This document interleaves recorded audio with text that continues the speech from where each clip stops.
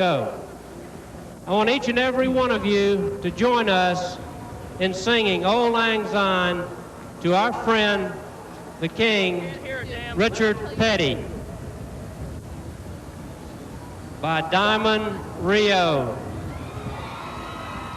Should old acquaintance be forgot and never brought to mind?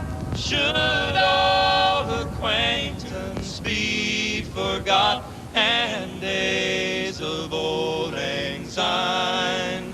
For old lang syne, my dear, for old lang syne, she'll take a cup of kindness yet for old lang syne. I want to hear you now. Should old acquaintance be forgot and never brought to mind? Should old acquaintance be forgot and days of old lang syne? For old lang syne, my dear, for old lang syne, we'll take a cup of kindness yet for old lang syne. We love you, Richard.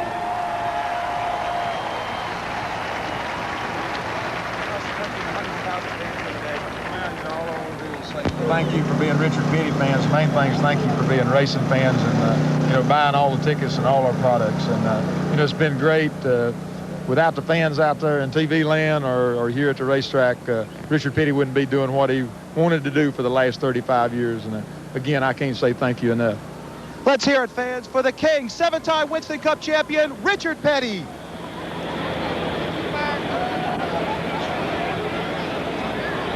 A little touch of Charlotte, North Carolina, here to begin the Mello Yello 500. With Neil Bonnet, I'm Ken Squire, and welcome aboard for our TBS live flag-to-flag coverage of this $980,000 race. And when you think about Richard Petty's career, it began here in the Charlotte, North Carolina area, won his first race in January of 1960, Neil, before maybe 4,000 or 5,000 fans. And you look out here today over this mile-and-a-half facility, nearly every seat sold, the infield packed. Really, the history of stock car racing can be traced through Richard Petty.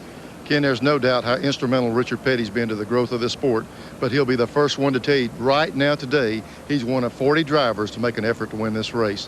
There's no doubt there's a lot of guys wanting to win, and I think Petty would be a sentimental favorite, but Alan Kowicki qualified right at 180 miles an hour.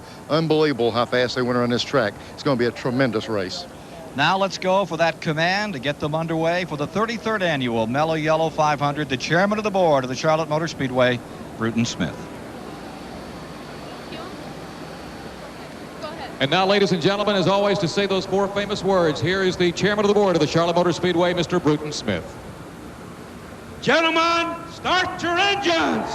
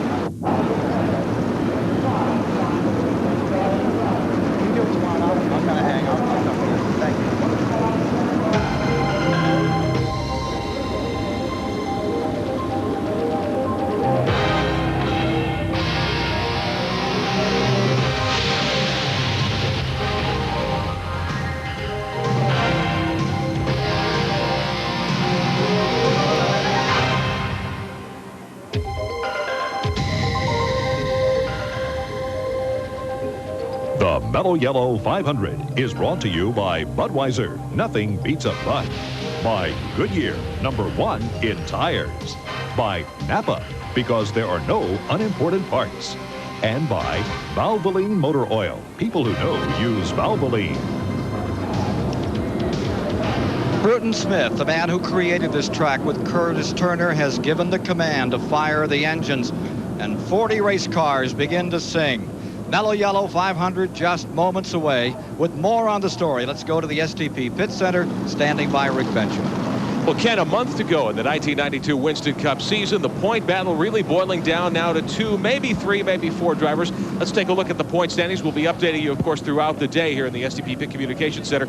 At this point, it's a situation where Bill Elliott has the lead over Davey Allison by about 67 points. Alan Kowicki, 100, actually make it 240 behind at this point. 140 behind, we should say. So he has an outside chance, about 185 points up for grabs here today. However, the big battle is between Elliott and Allison at this point. Elliott, of course, driving the Budweiser car. Allison driving the Haviland Thunderbird as we look at the second 6 in the season point standings thus far. Let's find out a little more how the 2 top teams are going to do battle here today at Charlotte Motor Speedway. Standing by with the car owner and team manager for Bill Elliott is our own Randy Pemberton. Well, you're darn right. We're standing here with Junior Johnson. Junior, you have a lot to gain here today, possibly a lot to lose. How do you approach this race? Do you have to go horsepower or fuel mileage? A lot of teams have won with fuel mileage lately. How are you going to approach this race? Well, we're going to approach it where if we have to, we can go after winning the race or run as hard as we need to. Bill will be the one that sets the pace that he wants to run, but I think his car is capable of running with anybody here, so if we need to, we'll just have to go with what we got and hope it lasts us, that's all. Good luck. Thank you. Well, the other key participant in this battle for the Winston Cup points lead today, of course, Davey Allison, the Haviland Thunderbird, car 28. Editor of Stock Car Racing Magazine, Dr. Dick Berggren, is standing by with team owner Robert Yates. Well, Robert, as the challenger, 67 points out. Do you play this thing conservative, run to finish, go for the points, or do you risk it all and go for the win? Well, certainly we'll go for the win, but what I'd like to say, 92, beginning of it, the 11 car and the 28 car had a great game plan. I mean, then middle of the year we got into the wrecks, having problems recovering. While we were doing that, the 11 car called us on the points deal. Now we're looking at about 20 guys that have a better game plan than we have. So on Friday, we've changed our game plan. We're not a stroke, we're going for the win.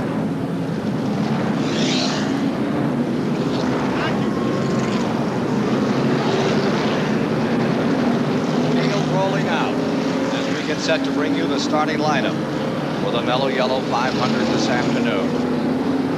Here's your starting lineup. On the pole with a new track record of nearly 180 miles per hour, Alan Kowicki, Wisconsin. Beside him comes Ken Schrader, the 1989 winner. For row number 2, it's Ernie Irvin, winner of 3 races this year, including Daytona and Talladega. And there's Mark Martin, winner at Martinsville in the spring. Row 3 today, there's Ricky Rudd, recent winner at Dover Downs, and Morgan Shepherd alongside. In row 4, it's Dale Jarrett in the Joe Gibbs Chevrolet and Brett Bodine. For row 5, Jimmy Hensley will be there. Top rookie, and Darrell Waltrip won this race back in 1981. For row 6, Dale Earnhardt, the 80 and 86 champion, and Jeff Bodine, the defending champion. Row 7 is Terry Labonte and Derek Cope. In row 8 this afternoon, Lake Speed and the 84 and 87 500-mile champion here, Bill Elliott. Going to row number 9 is Dick Trickle from Wisconsin, and alongside is Harry Gant, the 1982 winner. In row 10, it's Sterling Marlin and Kyle Petty, the hottest driver in the second half of the 92 season.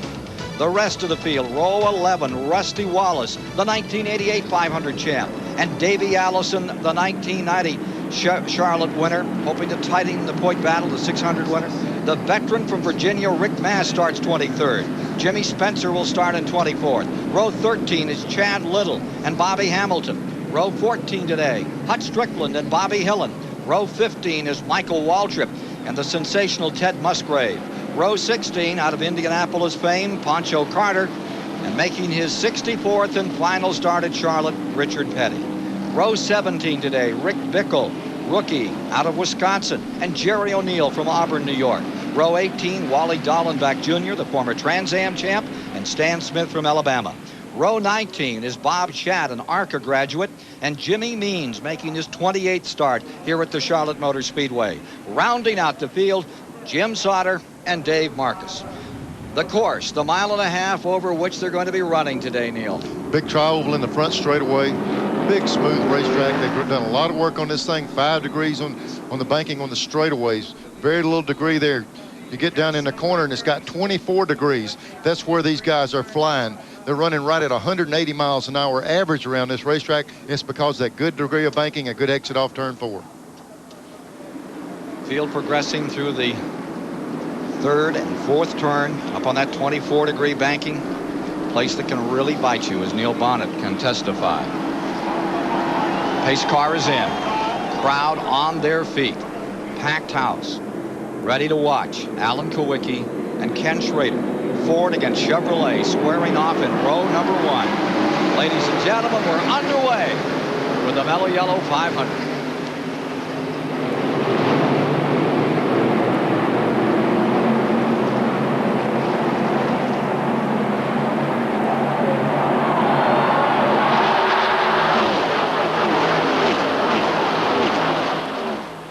Clean start into turn number 3. Kowicki deployed in first. Down on the inside, Ernie Irvin scoots right in there and holds on to 2nd spot now. As they come by, Mark Martin will be 3rd, Schrader 4th, Rudd 5th, Morgan Shepherd, and Brett Bodine, the top 7. On board with Mark Martin, the Valvoline car, running in 3rd spot, just behind leaders Alan Kowicki and Ernie Irvin. Yesterday, Mark Martin ran the Busch race, and he said he thought his Winston Cup car was capable of leading this race. He's already taking a look at the leaders right now. 18th race Kowicki has led this year. That's the most by any driver in 1992. How fast down there into turn 3? 195 miles an hour, averaging 180. They get close to 190, 195 entering the corner. Through this area right here, 185, 190 also. They're flying. Schrader in 4th, Rudd in 5th. Take a look at the Ford telemetry. Mark Martin's car, get an idea of just how quick. 70 up to 177. This is the back straightaway now. 185 up to 189. 189, he cuts it off as he goes into that corner.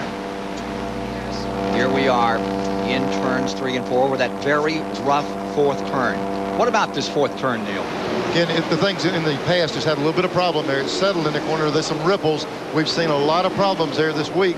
The drivers know it's there, and they just have to compensate for going through that rough area. They've been working on the shocks and the springs to try to get the cars to drive over the rough part of the racetrack. But no matter how you do it, it gets down to driver to get through that turn 4 area. You've got to have somebody that in the seat of their pants knows how to handle one of these 3,200-pound monsters. Ken, I think one way the drivers are trying to cope with it, as we see Mark Martin take a look under Ernie Irvin off the corner. They're trying to run low through 3 and 4 and stay below the ripples. A little further back, Morgan Shepherd 6th, Brett Bodine 7th, Dale Jarrett is 8th. Out of the back of Mark Martin's car as he goes just a little high up here in that corner.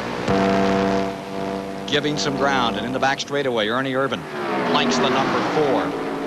Down on the inside.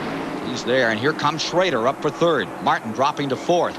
Staying 5th, Ricky Rudd. Nearly 3 wide. Tremendous speed as they come down out of turn 4. They were thinking about putting it 3 wide. You can run through that part 3 wide, but right here at this part of the track, you got to get them 2 abreast. Luckily enough, they didn't quite get them sorted out to the 3 abreast, or it had been tough getting in there. Darrell Waltrip is in 10th. Earnhardt still stays 11th. Terry Labonte is in 12th, and out on the backside, Jimmy Hensley's 13th. Riding with Ken Schrader in that 25 car. Right behind him, the Valvoline car. Mark Martin having a very good run over the last couple of days since they qualified on Wednesday night before a record crowd. Somewhat 40, 50,000 here on Wednesday night. The 2 cars that have really gained some more ground, Mark Martin and Davey Allison. Yeah, Davey Allison's really picked his up. He qualified real bad for the race. They've done a lot of work on his car, got it better. He needed to because of the points battle they have. Well, here comes Earnhardt trying to make a move to pick himself up a spot. See Dale Jarrett already flying through. Morgan Shepherd up on the outside. There's Earnhardt deployed just in front of Jarrett. Gets himself 7th. Jarrett 8th. Morgan Shepherd 9th. Jeff Bodine in 10th position. Waltrip making a move on the inside.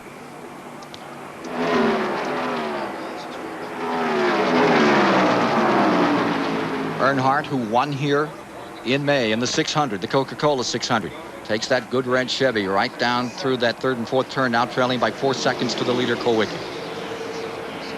Now here's Davey Allison in the 28 car. Looks like that car's a little loose. Davey's struggling. He's fallen. He's fallen back to 32nd position now. We heard Robert Yates say they were going to go for the win and they were going to quit stroking. Not necessarily they have. They said they were really going to make an effort to win this race, and they changed a lot of stuff, and right now they're off the pace, and Davey's backing up a little bit. Back to the lead, and look at the lead that Alan Kowicki out of Greenfield, Wisconsin, is putting on this field. Most observers believe the 92 Winston Cup champion will be either Bill Elliott or Davey Allison. Alan Kowicki, though, is in the chase. Third spot. He's not conceding anything. Yeah, the way his race car's been running. The championship, mathematically, we're not out of it. Realistically, they would have to have a problem in at least one race for us to catch them. But we're not giving up yet. We're going to focus on trying to do the best we can and finish out the year on a strong note and win another race or two. And whether it's first, second, third, fifth in the points, whatever, focus on what we have accomplished this year.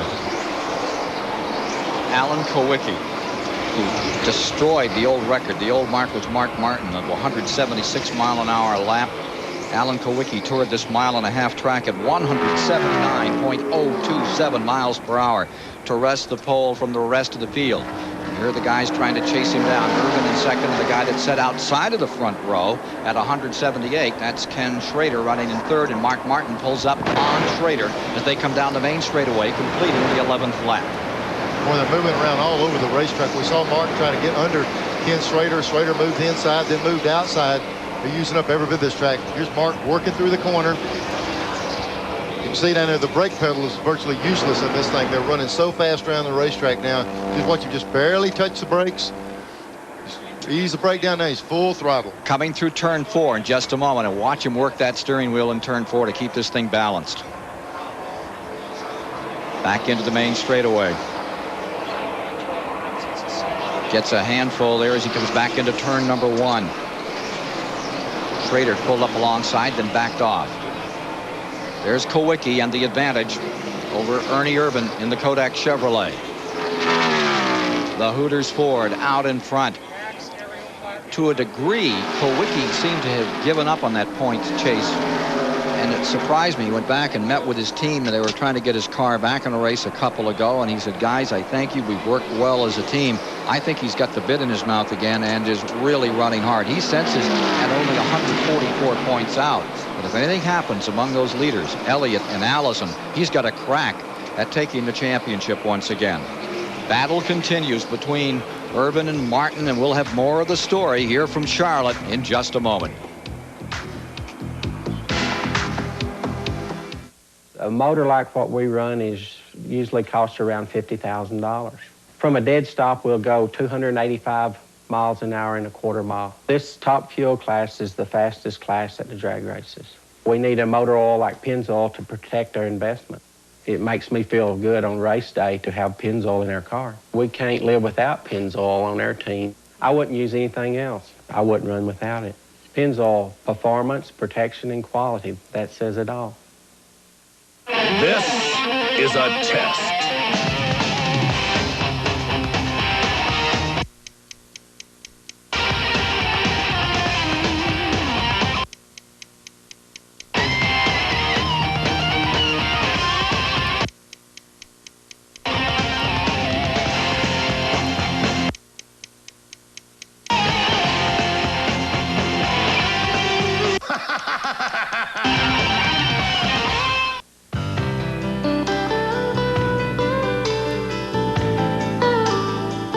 All of these championship-winning drivers have one thing in common: Goodyear Racing Eagles.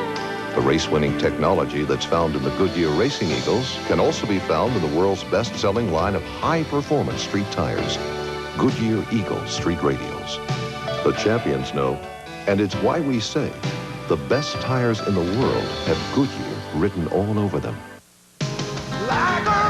If you depend on your truck to last, here's news you should never forget. Of all the Chevy trucks built in the last 10 years, over 98% are still going strong. That's more than Ford, more than Toyota, more than Nissan. Over the years, no other truck is that dependable, foreign or domestic. Only Chevrolet, the most dependable, longest-lasting trucks on the road.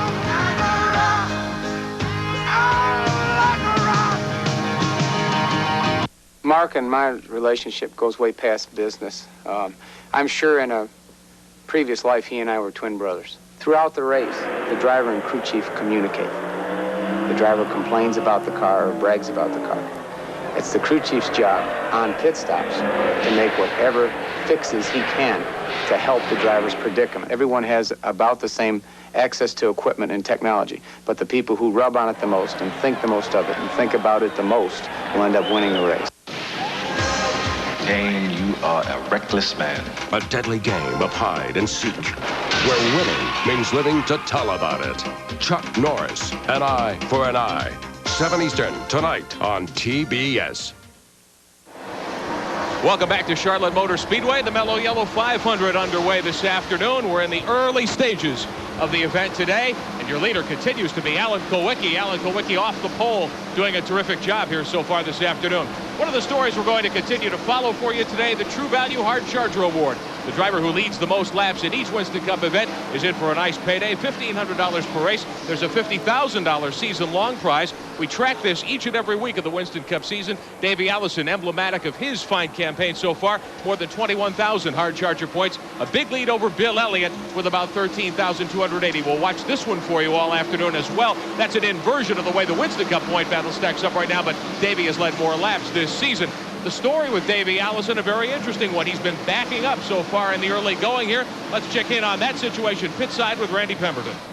Well, the story is with Davey Allison. He came over the radio and said the car is bad loose. Now, what that means is the rear end wants to come around. The way they can fix that, this is what you call a rubber, and they have one in each of the right front and the right rear. What they will do is take the rubber out of the right rear, put a rounded wedge in the right side, hope to tighten the car up for Davey Allison. Hopefully he can go back to the front without going a lap down, but they need to do it under caution. We've completed 30 laps, all green thus far, another 30, and he'll be in trouble the way Kulwicki is motoring away from the front of the field. Randy's talking about changing that rubber. It doesn't take but just a second to do that, but he's, like he says, he's got to get a caution flag. They can't afford to do it on the green. There you see the 28 closing in on Wally Dallenbach Jr., but not able to get by him. Back in front, there's your leader, Alan Kulwicki in the Ford. The Hooters car building up a tremendous advantage in this early going. It's a considerable distance back to second place, which is Mark Martin and then Ken Schrader. Now here is Bill Elliott, looking here actually at 7th, 8th, and 9th. Earnhardt is 7th. Dale Jarrett is 8th. Bill Elliott is running in 9th, and a changing of the guard as Jarrett. Dale Jarrett in the Joe Gibbs car goes to the inside and loses ground as he pinches it off on the bottom. You know, Dale's car, he really gets down in the corner. He drives it so far off in the corner, see it wiggle around a little bit. Looked like they beat him up off the corner, but he drove it in real hard and got back in front of the 18 car. Winner of the Coca-Cola 600 on this track, his only win this year, Dale Jarrett, trying to make up some room way back in the point standings as we continue to watch this contest. And here's Jarrett down on the inside again, out of turn number 2, trying to exploit that opportunity on the bottom of the racetrack, and he's there alongside Earnhardt on the outside. I tell you, Dale's the kind of guy, when you get it up beside him, you're not necessarily by. He sails that thing right off in the corner. Jarrett's car is working real good on the inside. Just behind them is Terry Labonte running 10th, Darrell Waltrip in 11th. And that battle that we're following in 7th is 9 seconds down to the leader, Kulwicki, as we come up on lap 25 this time by. Here is Kulwicki, your leader. Clouds have floated over this racetrack, and that will change it for sure. Of all the racetracks the Winston Cup competitors race on, probably none is more changeable than Charlotte in response to weather. So a lot of the people who are running great right now, if these clouds keep going, they're going to go a little bit slower. Some of the guys need these clouds to go a bit faster. Most of the crews are watching the sky. No real threat of rain, but a threat to change the chassis. Advantage for Allison with a cloud condition out here that Dick Berggren was explaining. he's got a loose condition. It will get better. Dick was talking about it tightens the track up when it gets cloudy like this, and Davey had a problem. I noticed a while ago the 6 car was a little loose, and now he's running better. It'll help all the cars loose. The tight cars, it'll go against them. Davey Allison now being shown about 11 seconds back to that leader.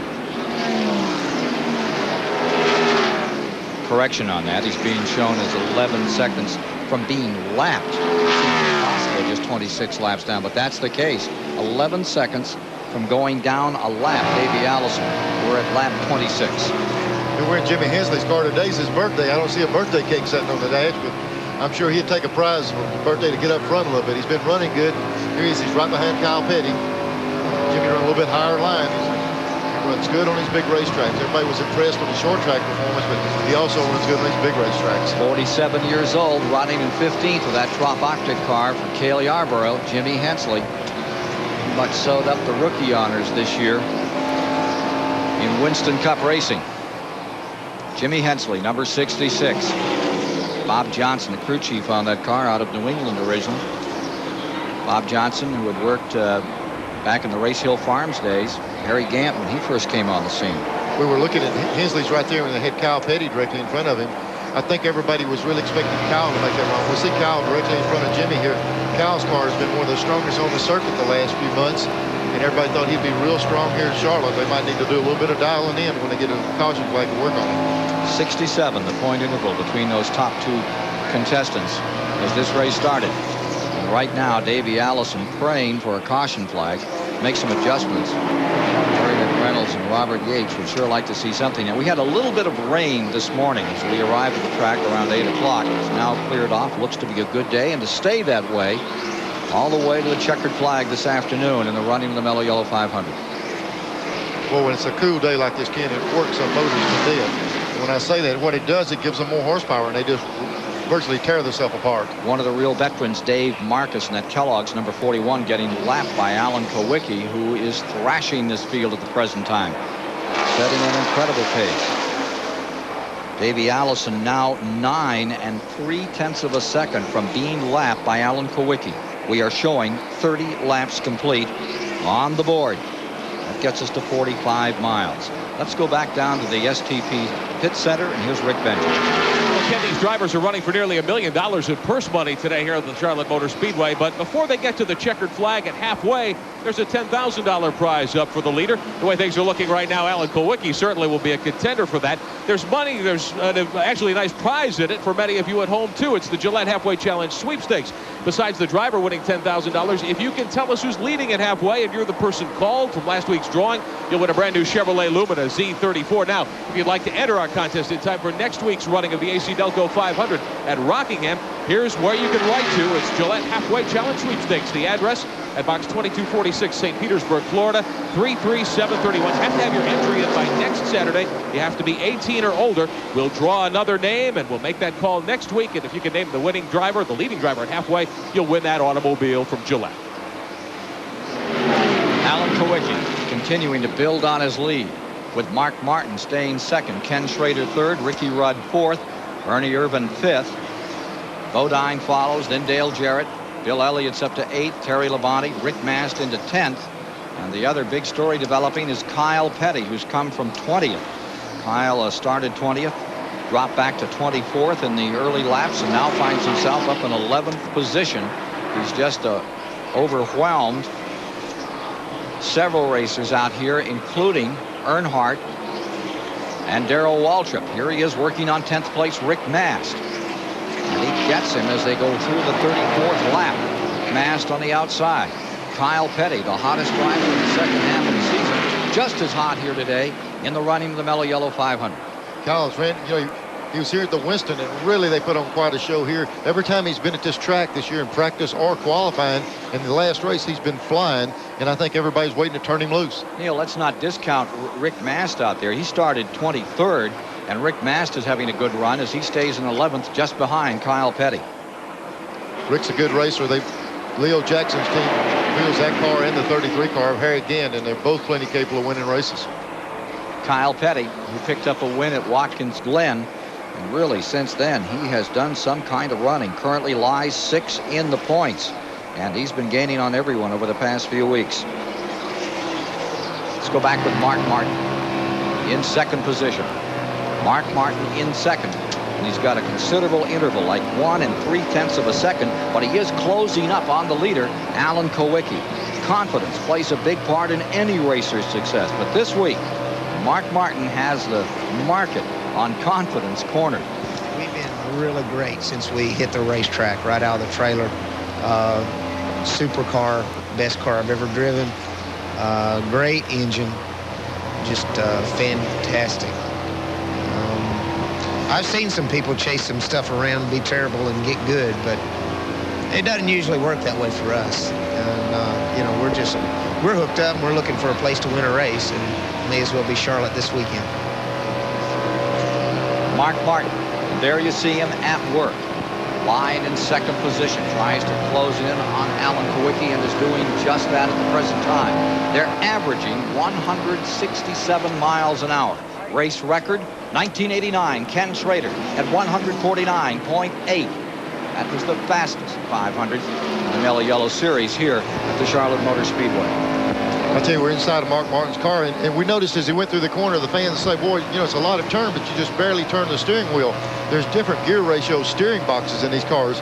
He turns the steering wheel about a quarter round when he goes down in the corner. You can see just his hand on, just go up a little bit, and you go to a short track, you put a lot quicker ratio. You always have just about a quarter turn. Look at that car, he's right around the bottom. And that's Kowicki's car right in front of him. We were giving you lap times while going seconds. It's down to car lengths now. He's closing in. He is closing in.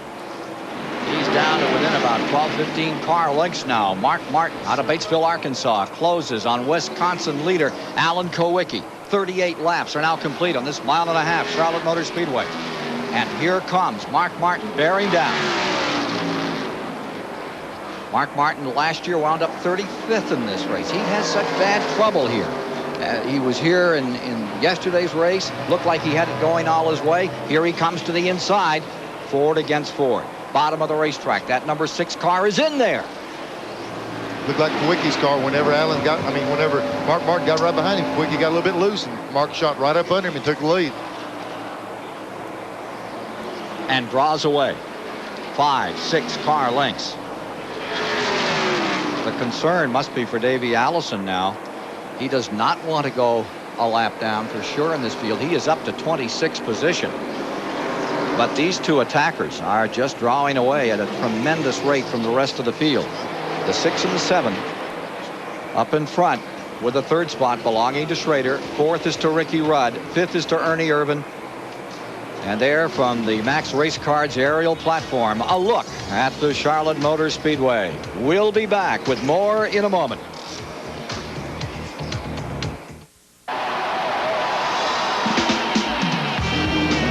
Racing. I can't explain it. You're kind of in a limbo zone. Time's different. Speed's different. Everything works different. It sounds totally cosmic. Maybe. It's out there somewhere. It's out there somewhere. Kyle Petty and Mello Yello. There's nothing mellow about him.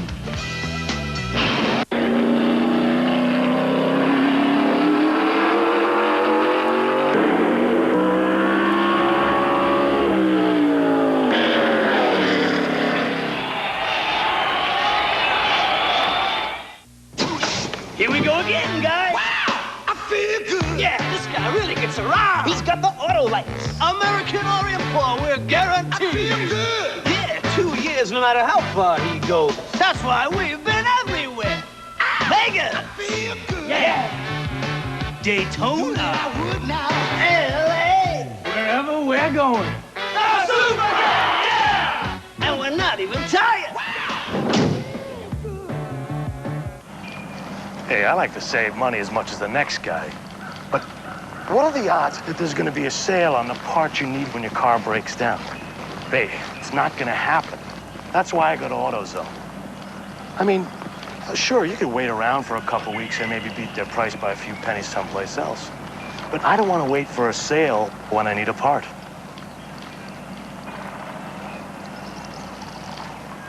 Now, what more could you ask for? Uncontrollable laughter is on the way with No Time for Sergeants, Bustin' Loose, Animal House, and the Blues Brothers. Absolutely Funny Week. 8:05 Eastern this week on TBS. 67.5 miles, 45 laps into the Mello Yello 500. You're riding with the leader, the Valvoline Ford of Mark Martin, with Alan Kowicki lying second, Schrader in third. Rudd is in fourth. Here's the number 15, Jeff Bodine. He's won the last 2 races in a row, those Monday events. Stormy Monday has been a great day for Jeff Bodine. Here he is working inside of Ernie Irvan. And it's Jeff Bodine taking the 5th spot. Dale Jarrett also gets into it here. Tight running. Dale Jarrett coming down to the inside. Jarrett trying to leap up on the bottom of the racetrack. Grab himself a spot. Looks like he's going to make it. He'll move Ernie Irvan back to 7th. Dale Jarrett becomes 6th. And continuing to wend his way through the field from 12th spot up to 5th is number 15, Jeff Bodine. Dick Berggren has more on that Bodine car. Ken, that thing has basically come out of nowhere. In the beginning of the season, they hardly ran well at all, but they've been such strong competitors for the last 3 weeks. Jeff says, you want to find our secret? Look under the hood and then go look in the shop. They discovered a faulty dyno, which for a couple of years has been giving them erroneous data. They tried an outside engine, discovered where horsepower could come from, got the dyno implemented, and they are flying today. This is a Bud Moore engine under the hood today, and it's running well. But bad news for other competitors. The chassis is not perfect. Jeff says adjust it, we'll go faster. The dyno was one issue here, but the issue I think that has really turned this team around is Travis Carter. I consider him one of the very best and also certainly one of the most charming people in this entire sport. He is one whale of a guy. Remember, he won here with Harry Gant back in '82. But Travis Carter is now the team manager, and I'll give a AAA to Bud Moore for putting Travis in there. It's made a big difference, and you can see it here right now with 2 wins in a row and going up to 5th spot now. Bodine, defending champion, could be around. He said that, again, today's race could come down to a matter of fuel, as it did 1 year ago. Remember, he didn't outrun him. He outfueled him 1 year back. We've seen a lot of races this year and the end of last season be determined by that fuel mileage. When you put this slow speed we have on pit road, it takes a lot of time to get in and get fuel. If you can stretch a stop and stay out one, you got a big advantage of moving ahead of a lot of race cars. Travis Carter, whose last win had been back in '85 at North Wilkesboro with Gant, getting 2 in a row and going for 3 today. And look at that move as Bodine comes up to 4th spot. Up to 4th is Bodine. Now let's watch all these cars as they come through. Let's watch for Davey Allison. We were telling how far behind. You can see the people that you recognize on track. We'll see Davey Allison come through, and then we'll see how much he likes to be in the lap in just a few minutes. There goes, here comes the Bodine car. He's right here. Here you see Davey Allison just right behind there. The white car. And the leaders coming down. Comes the leader right here. About 7 seconds. So now it's sustaining. It's staying about the same. They've run those tires down a little on those 2 leaders with that pace they were setting. What is the pace? Well, it's down about a mile an hour, 166 mile an hour average. They've just completed 50 laps in the Mello Yello 500. 75 miles are down, all caution-free to date.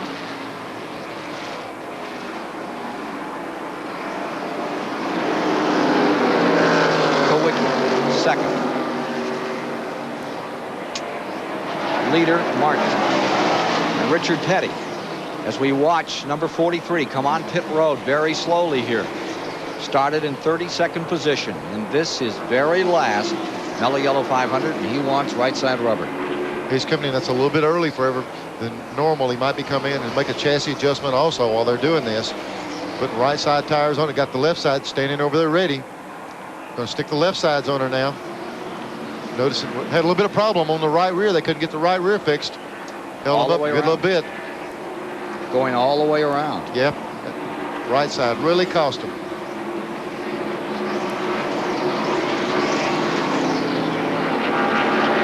Yeah, that little bit of slip on the right rear cost them about 8 or 9 extra seconds. Kyle Petty is on pit road.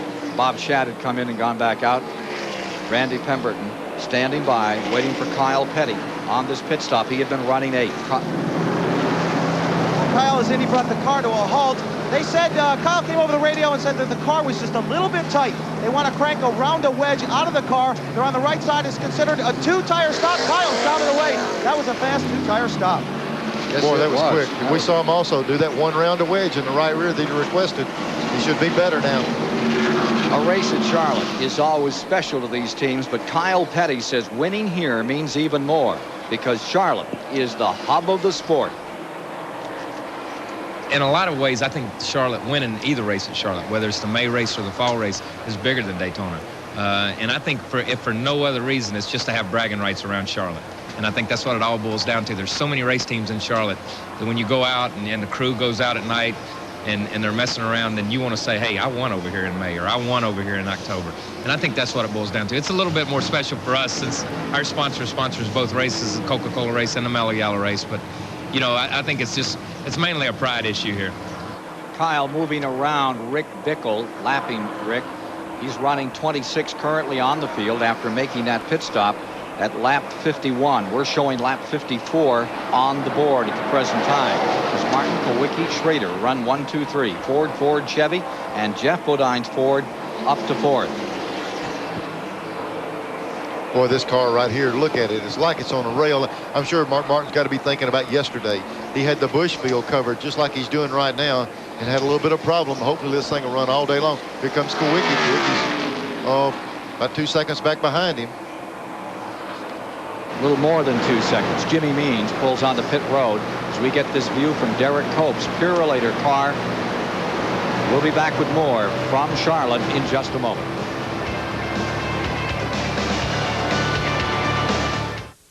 Tonight, CNN presents an evening of special election programming. At 6:30 Eastern, Bernard Shaw anchors a 30-minute look at the upcoming debate. Then at 7, George Bush and Bill Clinton meet for the first presidential debate live from St. Louis. At 8:30, Bernard Shaw hosts CNN's analysis of the candidate's performance. And at 9 p.m., a special edition of Larry King Live. King takes your calls and listens to viewer reaction to the debate. All beginning at 6:30 Eastern tonight, only on CNN.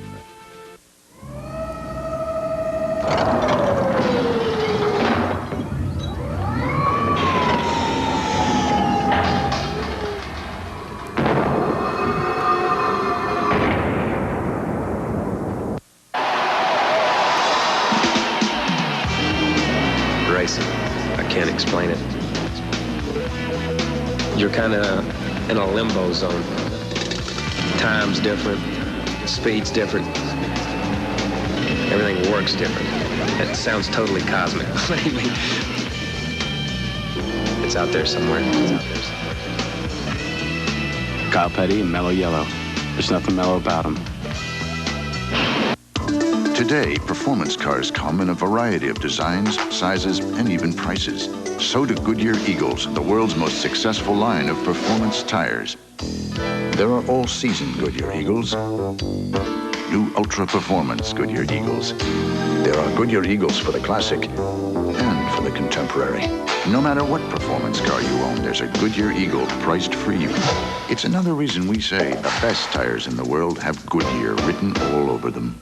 With each new day, you find a way to be your best. Gillette Sensor for the closest, safest shave ever. You know you gotta be a little better than the rest. Only Gillette Sensor has spring-mounted twin blades that sense and adjust to every detail of every face. Gillette Sensor, when you're the best, there's no feeling like it. Gillette, the best of men to get.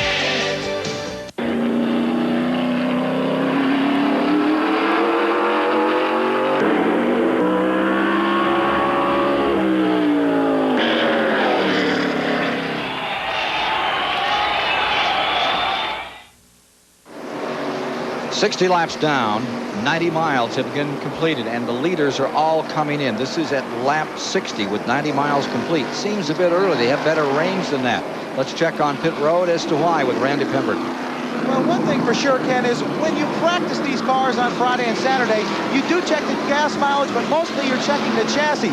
So what you want to do on your very first pit stop is make sure that you don't run it out of gas. So you come in here, you weigh the fuel cells, they calculate the gas mileage. They also get a good chance to look at their tires to make sure they're not wearing. You'll see longer stops later on in this race. Now Dick Trickle is inheriting first place at lap 61 with the majority of the front runners on pit road, including the previous leader, Mark Martin. Here's Ernie Irvan pulling away. Ricky Rudd is in, Schrader, Ernie Irvan, Sterling Marlin, Chad Little on pit road. Wally Dallenbach taking this opportunity. Now Earnhardt in. So it's at around lap 60 to 65. They all take the opportunity to fuel up, check out do the early checkout. It looks like Randy's talking. They're just going to be careful. They can't afford to run them out of fuel. There's our camera guy getting a tire in the lens. But these guys come in, and here we're going left side tires. It's going around all four on this car. They were doing two on some of them. And 4 tires on the car. And, I think that must be pick up the speed a little bit more. Bobby Hillen, he's on pit road. Here you see the Earnhardt car. Green flag pit stop. Coming from lap 58 on. Waltrip is now in. Rick Mast is in. It was a 24-second stop that we just saw out here on Earnhardt. He took some time out there. There's Darrell Waltrip and the McDonald's clock running on him. And they're going all the way around on car number 17. Darrell had fell back when the race started. He was losing ground. Look at him cranking the wedge on the right rear. Put about 2 or 3 rounds in the car, so he's off a good little bit. He must have been way too tight. The Snickers car of Dick Trickle that had been leading, that now comes on pit road. And that would put Bill Elliott up in front and collecting a very important 5 points for leading this race. Elliott has taken first place. Let's go to Randy Pemberton. Well, the 28 car was in. All they did for Davey Allison was bump up the spoiler, 2 right side tires. They didn't stand a chance to take on 4. They couldn't afford to lose that much time in the pits. So 2 right side tires, Davey's back out and racing. We understand there's a penalty being put out on car number 3 on Earnhardt, which we'll try to find out more about. That's the message that we're getting. A penalty on the Goodwrench Chevrolet number 3. There's Davey Allison's number 28. Motors up through this field. Being shown in 8th position, and Earnhardt is going to be brought in, car number 3. They say he was speeding on pit road, and it's going to be costly for Earnhardt, plus that 24-second pit stop. Yeah, they lost time, a little bit of time on the stop. This will just be a stop and go. Kill the motor taking off. Got it in the wrong gear. Now he's got it going. Costly stop. Well, I tell you, when you come in like that, you're pretty well flustered about them bringing you back in. Looked like you got the thing hung up in a gear, or either almost killed it. Took you a while to get going. Now, there's one of the very best. It's happened to you. What happens when that motor dies out there? Well, that thing's made to turn 8,000 RPM. It's made to run fast. They got great big gigantic camshafts. They barely do idle. It takes a high RPM idle to keep them running, and it doesn't take very much to bog the thing down. And when they're hot like that, it's easy to kill them. Here comes Elliott coming in, the leader coming in now. Randy Pemberton waiting right now for Bill Elliott, who's picked up those 5 points they wanted as they continue to work on the championship for Bill Elliott. Junior Johnson team using some strategy out here in the early going. Dave Marcus is going behind the wall with the Kellogg's car. Darrell Waltrip is back in another time as we watch Bill Elliott and this very crucial pit stop for him for right side rubber. This will put Kyle Petty into first, Mark Martin into second, Jarrett in third.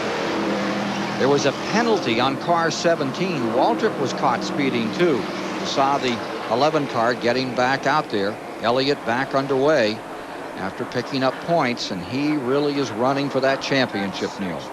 Yeah, I tell you, they've just got their car. They stretch the fuel mileage. They do everything. We've seen Darrell Waltrip go out of the pits, but talking about Elliott, he stretches his fuel mileage. He does everything he can to stay on the track. If a caution would have came out, he would have been one of the few guys to benefit from it. They've done it several times this year, and they pull every trick they can to keep that car on the racetrack and try to catch a caution.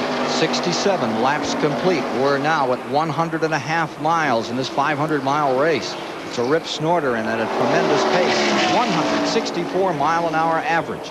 The race record 149.8 by Schrader in '89.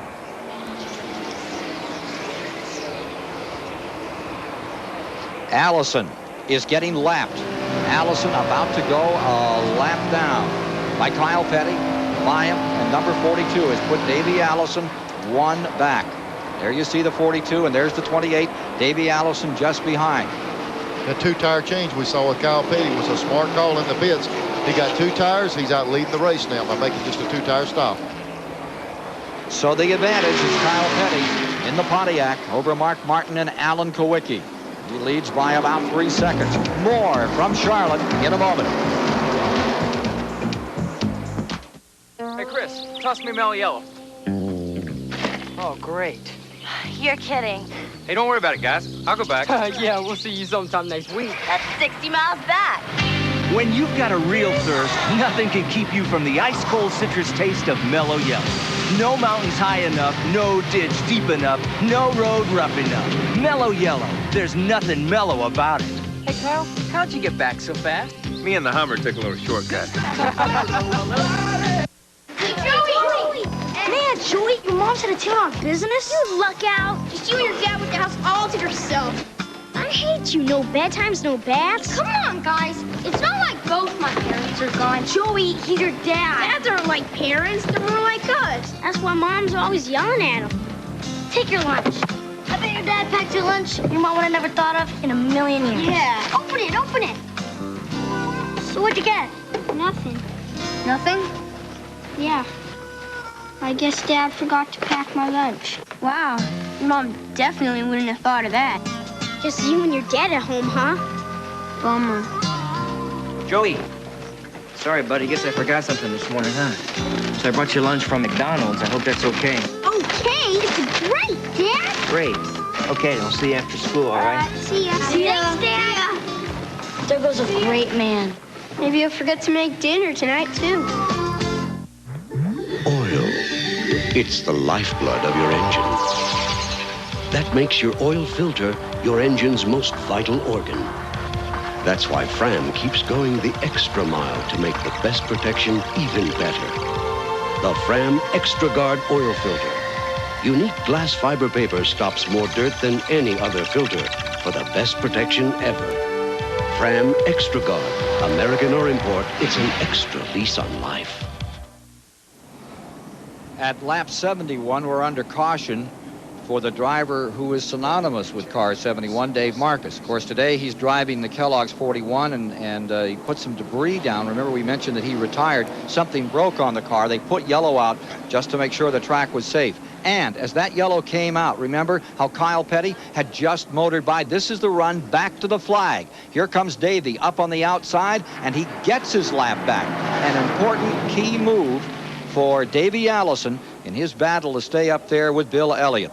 Well, in the course of today's race, we're going to briefly interview some very special people important to us as networks and as broadcasting companies, and to you viewers and fans because of the great tracks that they've created. Standing by with Rick Benjamin at the STP Pit Center is one of the pioneers of American motorsport, who has just renewed with us, and we're delighted to have the guy who has put together one of the very best, Paul Sawyer, with Rick Benjamin right now.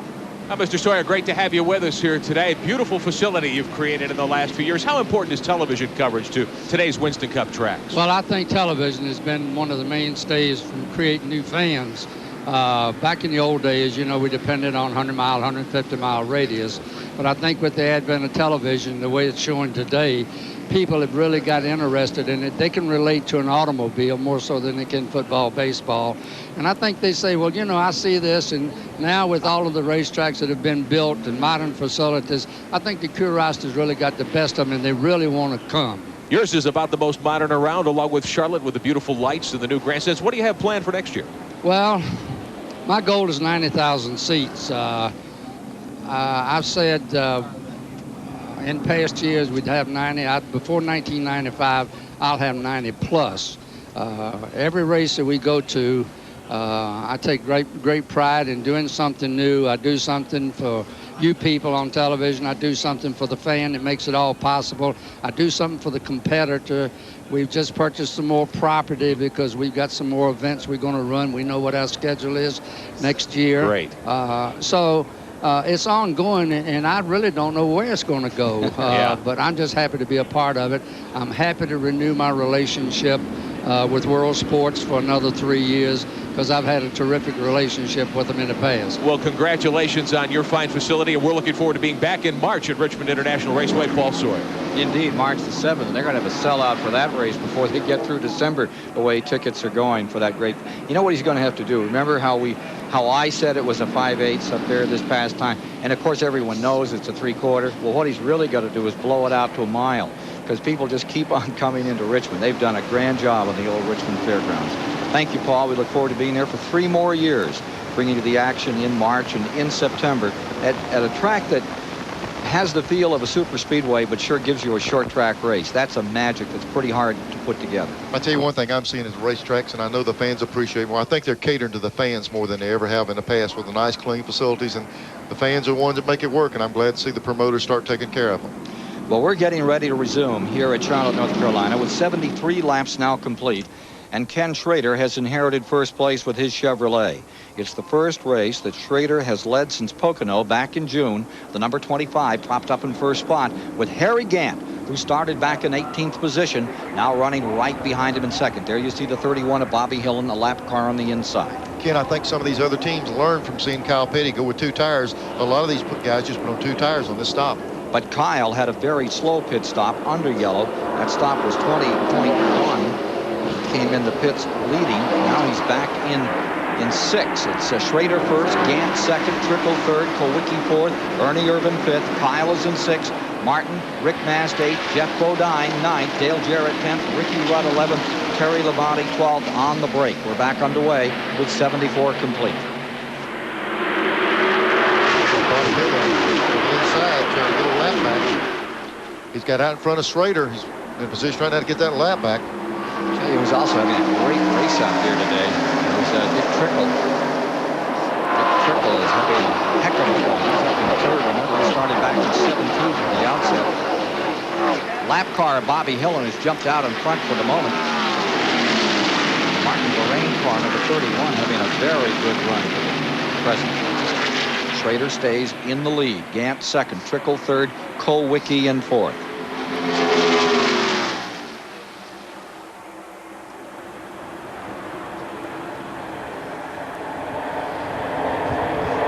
Here's Ken Schrader moving up in that lap car. He says that Charlotte is more challenging than ever because you need to use a different approach on both ends of the racetrack.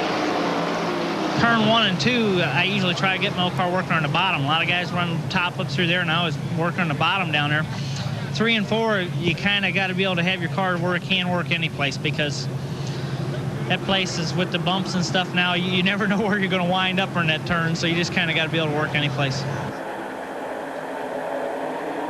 Take a look at Earnhardt on the charge in car number 3. And he's got a long way to come in this one. Earnhardt trying to get back on the lead lap. Remember, he took that penalty.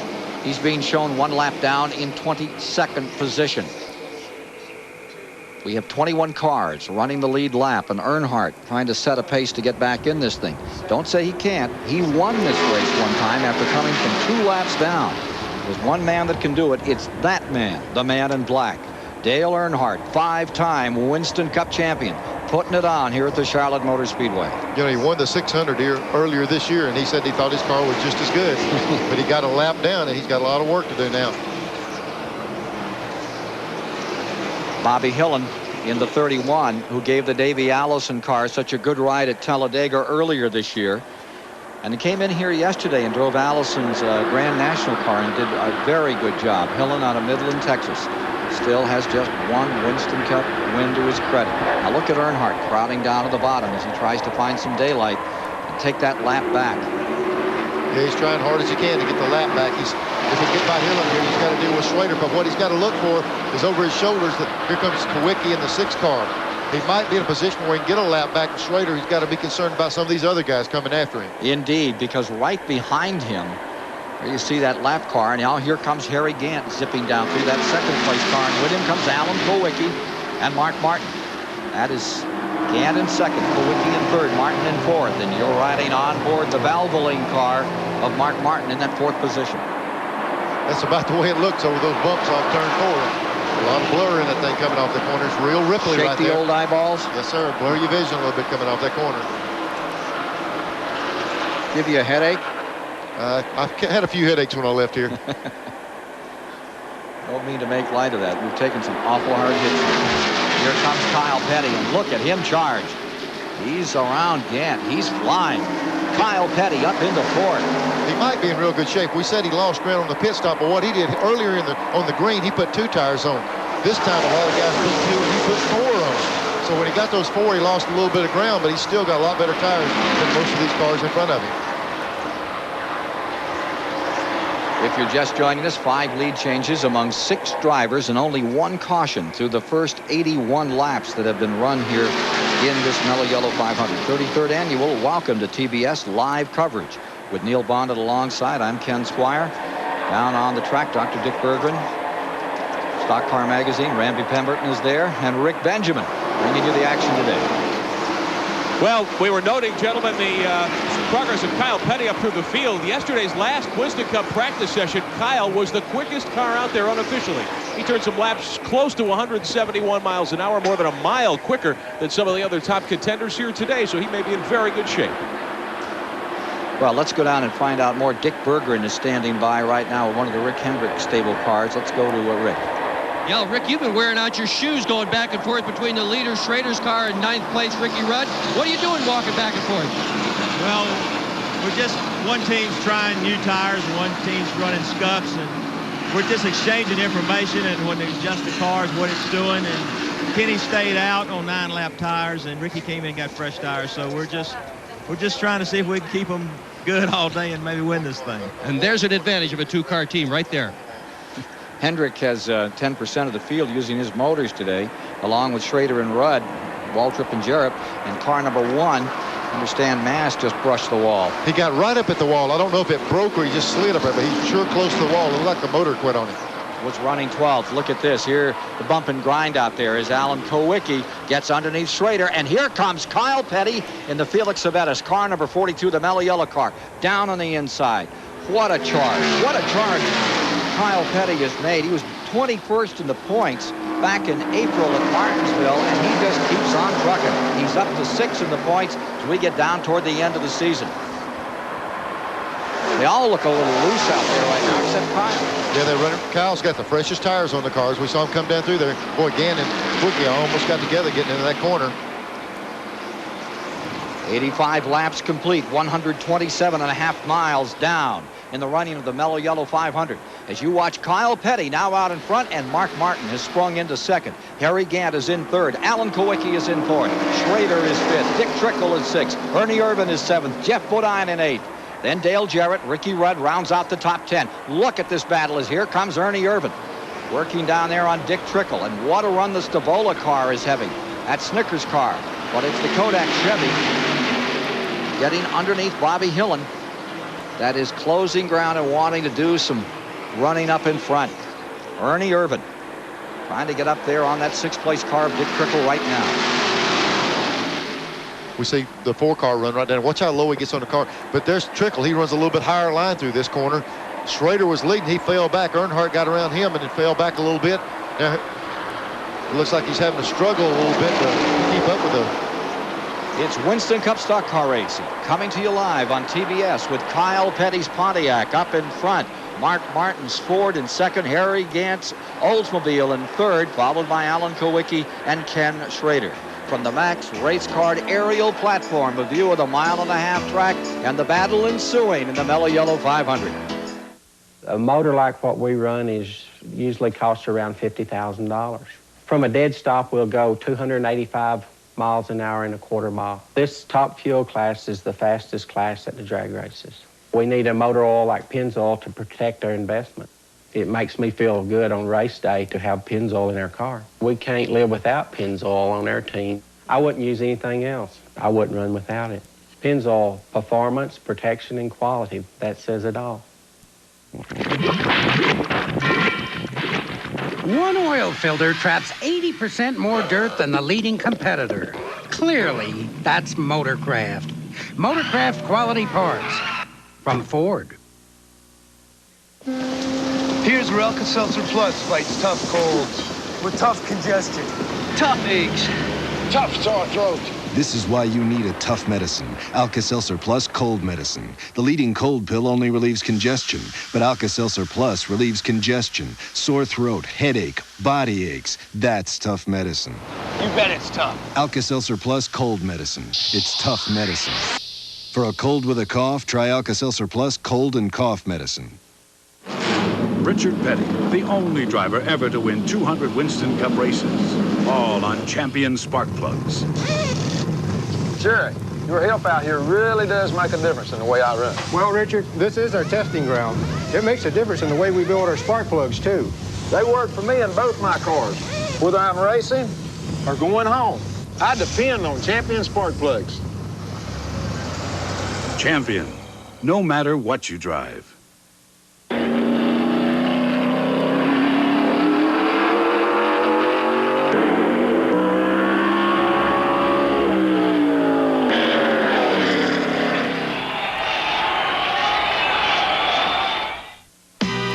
Sunday night, are the Rams ready for a march through the land of the linebackers? The Rams and the Saints tonight, 7 Eastern on TNT. Keystone Beer presents a NASCAR profile. When he was only 8 years old, Ernie Irvan began swerving around the dirt tracks in California. By the time he was 16, he was at the short tracks driving his dad's stock cars. Ernie, the youngest driver out there, running away with nearly every race. His competitors were unhappy, very unhappy. So after more than a few battles on and off the track, swerving Ernie Irvan left for Concord, North Carolina to conquer the southern short tracks. Ernie also spent some time at the Charlotte Motor Speedway, not driving, welding seats at the grandstands to try to make ends meet. A 1987 sponsorship by Dale Earnhardt didn't last very long, but it did help Ernie get the attention of longtime car owner D.K. Elric, who hired Irvan to drive his automobile. More sponsorship troubles came along, though, at the end of '89. But then Judy Donlevy would come to the rescue, giving Ernie a chance to drive in 1990. But just 3 races into the season, sponsor troubles again, and Ernie was again looking for another ride. After Rockingham, though, longtime car owner Larry McClure called. Ernie finished 3rd in his first race with the Kodak team in Atlanta. And then 6 years after welding seats at the Charlotte Motor Speedway, he won the 1991 Daytona 500. Ernie Irvan still a dominant force during the '92 season. So far, he's won 3 races. He's led 13 of the last 15. And he stands 11th in the current Winston Cup point standings. Now, just a week ago, he finished up at 6th spot, and here he is today, currently being shown in the 8th position. We run up the front. I have the sense that we're going to see him back up there, Neil, before the afternoon is over one more time. We've completed 95 laps in the Mello Yello 500 at the Charlotte Motor Speedway. That leaves 239 laps. There's only been 1 caution to date. And there's the man they're chasing, Kyle Petty, having a sensational run at the present time. As we look at the Napa standings, back through the field, to all the competitors out here, here is Kyle Petty with the advantage. Mark Martin staying about 20-25 car lengths back in 2nd spot.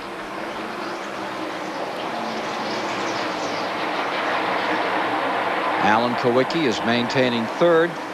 Harry Ganson 4th. Dick Trickle 5th. And Jeff Bodine, winner of the last 2 at North Wilkesboro, North Carolina, and Martinsville, Virginia, lies 3rd.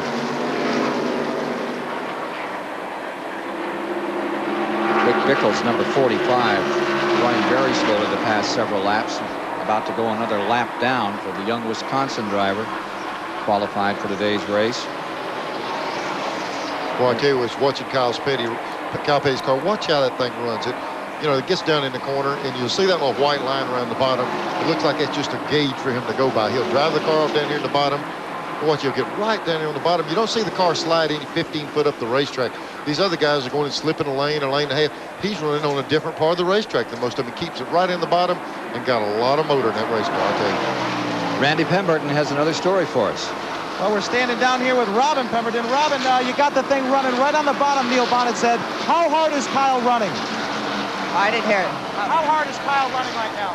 He's not running 100%, about 95%. Right now, we're just trying to get out a little lead, maybe lap some cars so we don't have to deal with them later. Do you need to make any adjustments, or are you perfect? We'll probably have to adjust a little bit. We've made 2 adjustments already. It's not too bad right now. How about that, Ken? We got 2 Pembertons. You think they're related down there? Just slightly. Maybe that brothers? whole group came down from the Northeast. 4 brothers. Well, I tell you, when they came down, they brought some good running race cars and a good bunch of people to work on race cars down here. Some say that Kyle Petty has had the best second half season of any driver, but Kyle says this is a team success.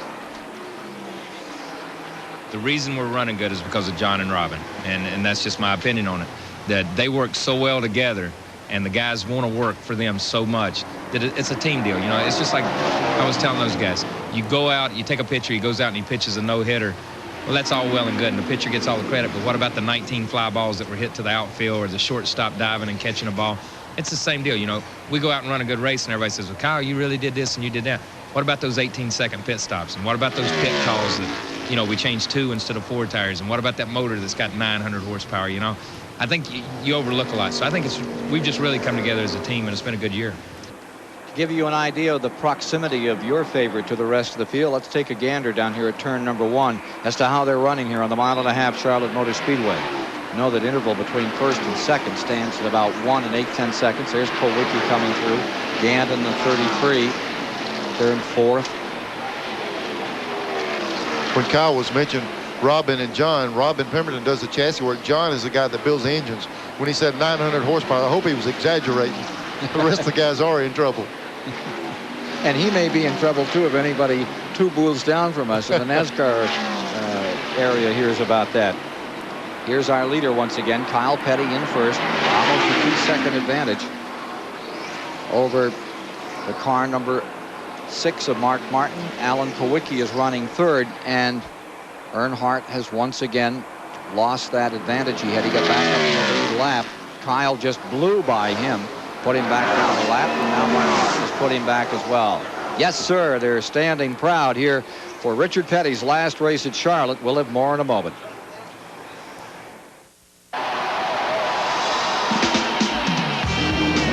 Racing, I can't explain it. You're kind of in a limbo zone. Time's different, speed's different, everything works different. It sounds totally cosmic. What do you mean? It's out there somewhere. It's out there somewhere. Kyle Petty and Mello Yello. There's nothing mellow about him. Uncontrollable laughter is on the way with No Time for Sergeants, Bustin' Loose, Animal House, and the Blues Brothers. Absolutely Funny Week, 8:05 Eastern this week on TBS.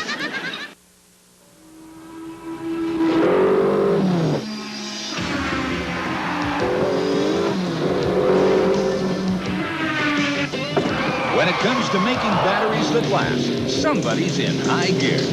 Duracell. Today's Duracell batteries can even outperform the ones we made just a few years back. You can't top the copper top. This season, Bill Elliott's doing something he's never done before.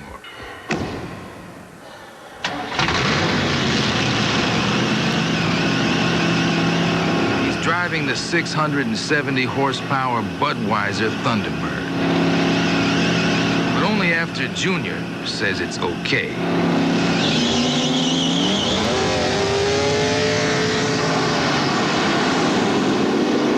Alistair Jr. has the lead. One more turn to go. Here they come. The checkered flag is out. Little Al wins by just a few tenths of a second.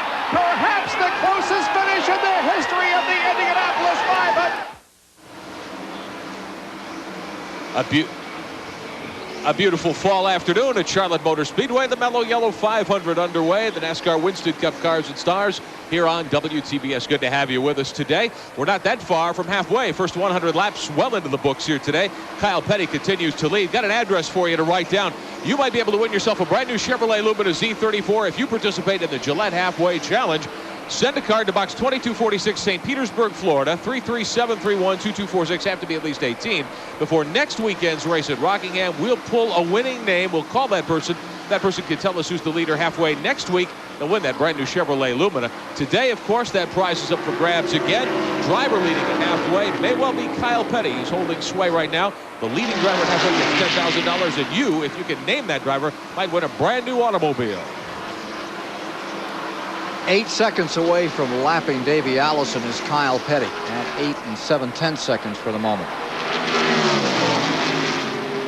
There's 19 cars left in that lead lap. There's only one car behind Davey in the lead lap, and that's the number 66, the Yarborough car with Jimmy Hensley. At 28, whatever the problem is, it's not remedied. You know, it makes you wonder, earlier in the year, they just dominated this racetrack, and they're just struggling right now. Riding with Jimmy Hensley right now in that Trop Arctic car, staying up in the lead lap, about to take rookie honors. Let's take a look, if you're just joining us, at what has transpired here at the Charlotte Motor Speedway. Our Fram race story, there are the lap leaders. Alan Kulwicki came out, dominated the early going, led by as much as 3 or 4 seconds. Then Mark Martin took over. Dick Trickle had a brief shot at it. Bill Elliott, Kyle Petty, Ken Schrader, they've all been up here out in front. And since lap 85, we're at 110. It's been back in the hands of Kyle Petty. And we've only had one caution to date. That was when the Kellogg car had some debris on the track, and from lap 71 to 74, the Yello flew.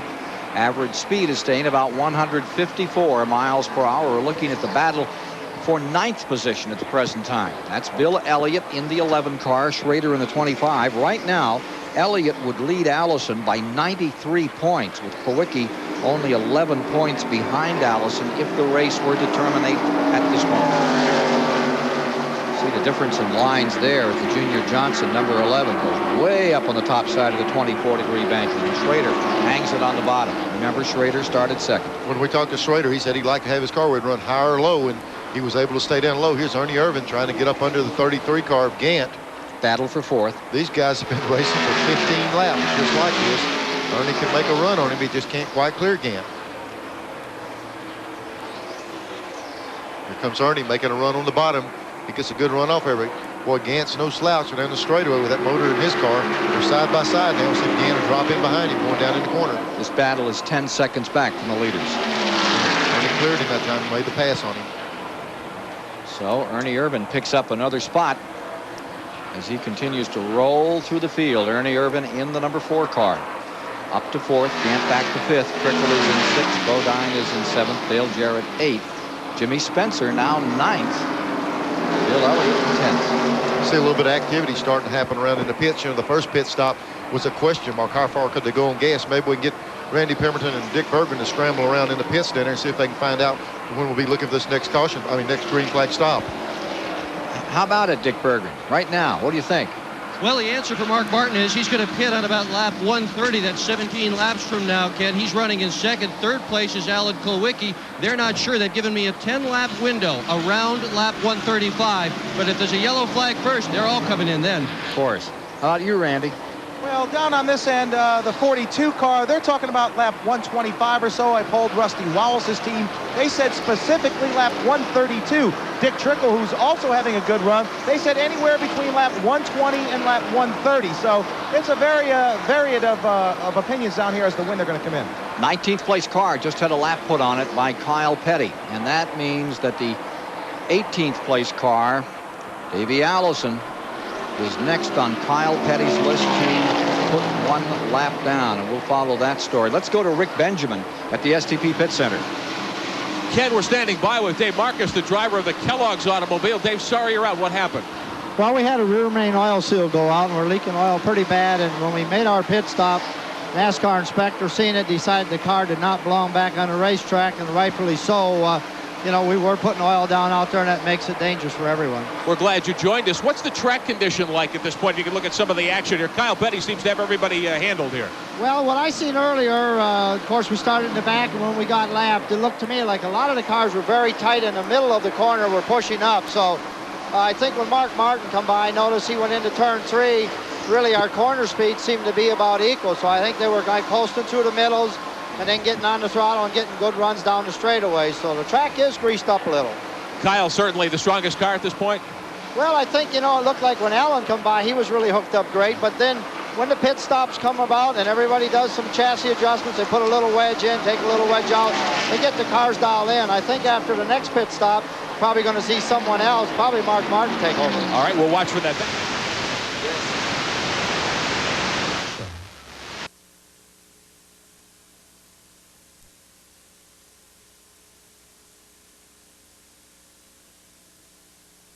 Got it quite sorted out. Well, there's the Davey Allison, car number 28. Remember, he's running on the tail end of the lead lap, being shown in the 18th position. And now watch for that 42 car. There it is. And the interval is down to 5 8/10 seconds. Davey Allison sure would like to have another caution flag right about now, Neil. His only other choice at lap 118, we heard Kyle say 120 was when he was going to pit. Kyle might pit. Davey can stretch it and keep him getting a lap. There goes Kyle right on by Derek Cope. The later car, Derek Cope in 27th position, being shown a lap down.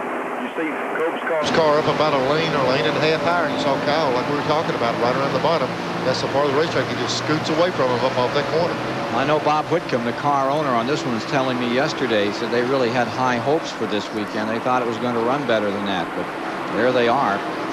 Harvard in 27th position is Kyle Petty. Scoots out of turn number 1, shoots down the backstretch and goes looking for Davey Allison to put him one lap back. It remains Kyle in first. As he goes beneath Dahlin back here, and it's Mark Martin in second, Kowicki third, Ernie Irvin fourth, Gant runs in fifth. The interval first to second, the interval between Kyle Petty and Mark Martin is down to 3 4/10 of a second. Yeah, they're closing that thing in. Is making a move on them now. See if we can just pull the rest way up there.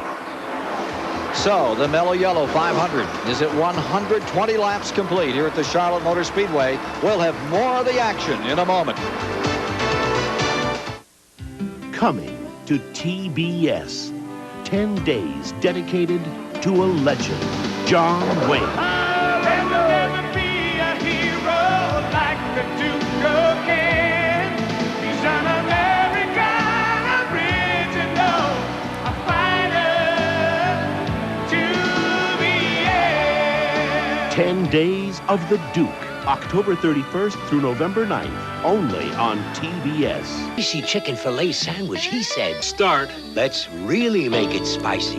Now we're getting closer. So he seasoned a whole chicken breast filet by adding his own special blend of pepper and spices. And he kept on seasoning until it was perfect. Bingo. Come and try Wendy's new spicy chicken filet sandwich, because when you're hot, you're hot.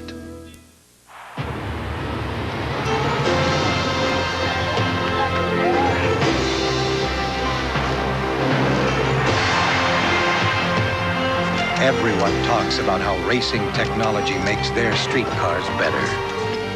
What they fail to say is whose race technology has won more than anyone else. Chevrolet. The cars more people depend on. Hey, Mark, what's it like? What? Driving one of those souped-up family cars. I don't think you could handle it, Al. Sometimes we bump into each other. Yeah, but it's always in slow motion. Are you going to take that from a guy who can't do anything for more than 5 seconds at a time?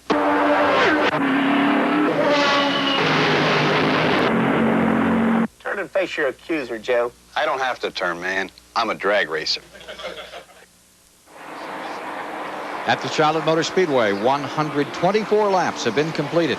We're 186 miles into the Mello Yello 500, 33rd annual, battling for $890,000, and Kyle Petty has a headlock on it at the present time. Running out in front of Mark Martin in second. He may be getting ready to pit in the next couple of laps. It's so hard to tell when Kyle's going to pit. He runs so low. He runs right at the part of the track where you normally come into the pits, and they've given us a call that he'll be in the next few laps. They say 2 laps away.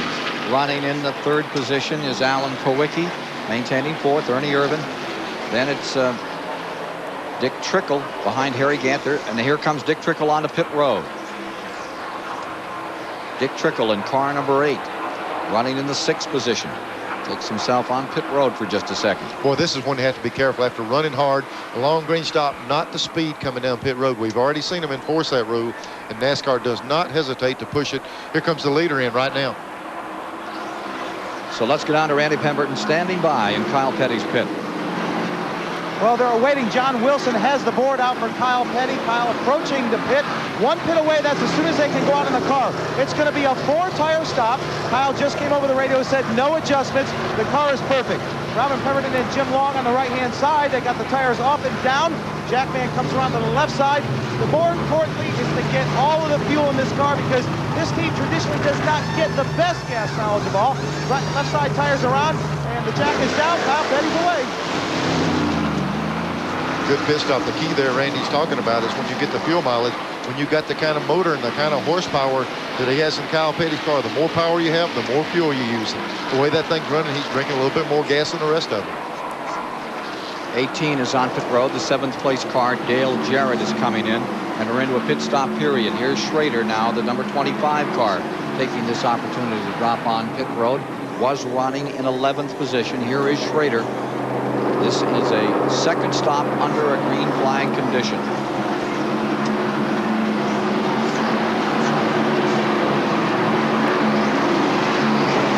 Four tires here on him. The left side's on him now. Just a regular 4-tire stop. And away. 23 seconds. Here's car number 15, Bodine in. Going for his 3rd win in a row. Green flag pit stop. And they're going around for 4-tire change here. Yeah, and this crew here won the World Pit Crew race this year. They're the champion this year on the pit stop, so he's doing some good service. Car number 2, Rusty Wallace, goes behind the wall.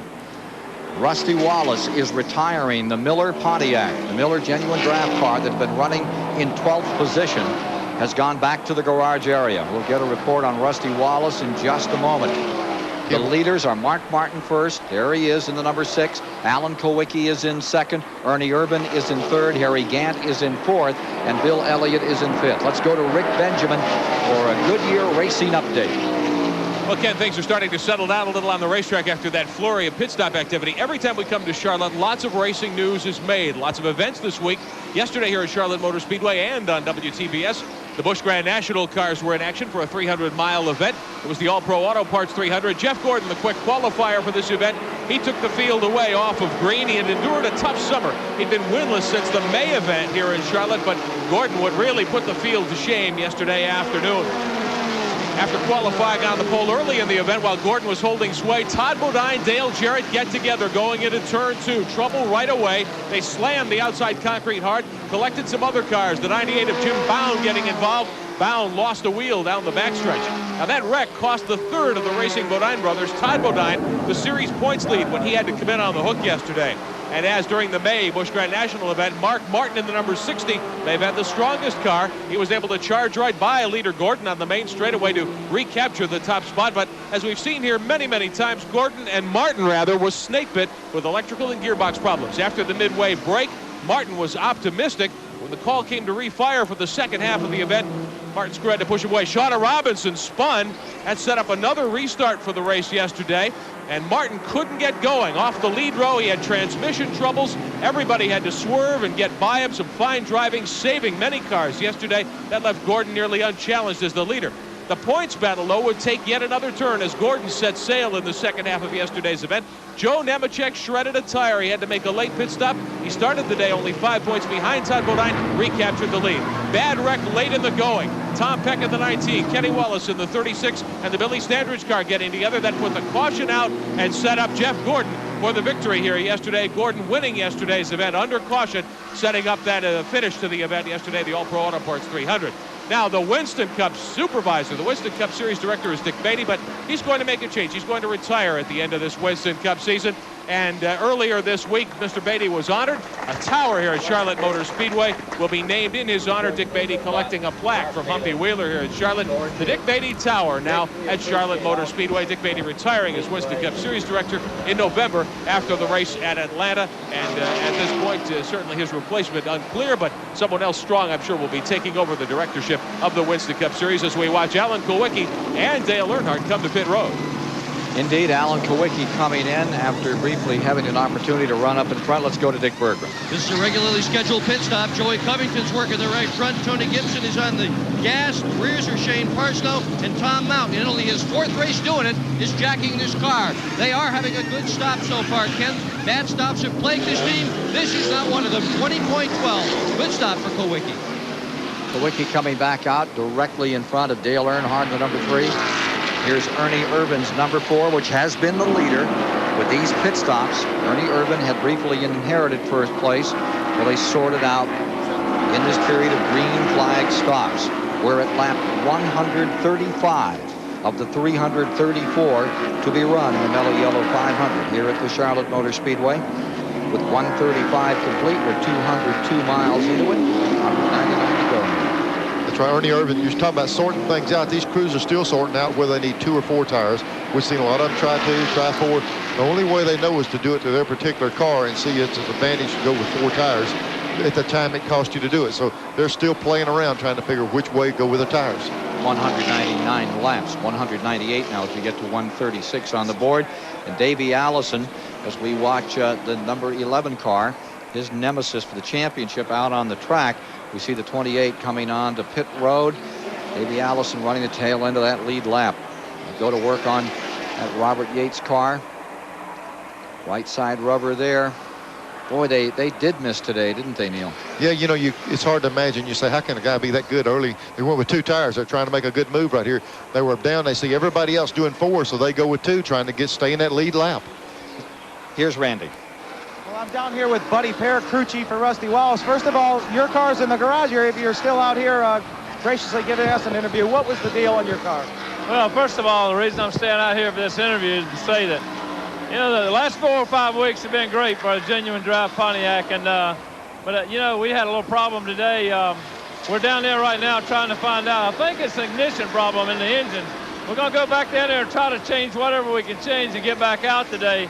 If not, if we don't get back out, you know, we got a week off here and we got Rockingham coming up. So this crew's young and they're, I tell you, you got to take the good with the bad in this sport. And today might have been a little bad. Okay, thank you, buddy. Well, they said Roger Penske was going to be here today. And the last time he showed up, that was over at Richmond. And, of course, Wallace went out and won at night in that great race they ran. But not the case here today. So they'll have to settle for first place in a couple of seconds thus far on the season as we get down toward the end of it. Here's Dick Bergman.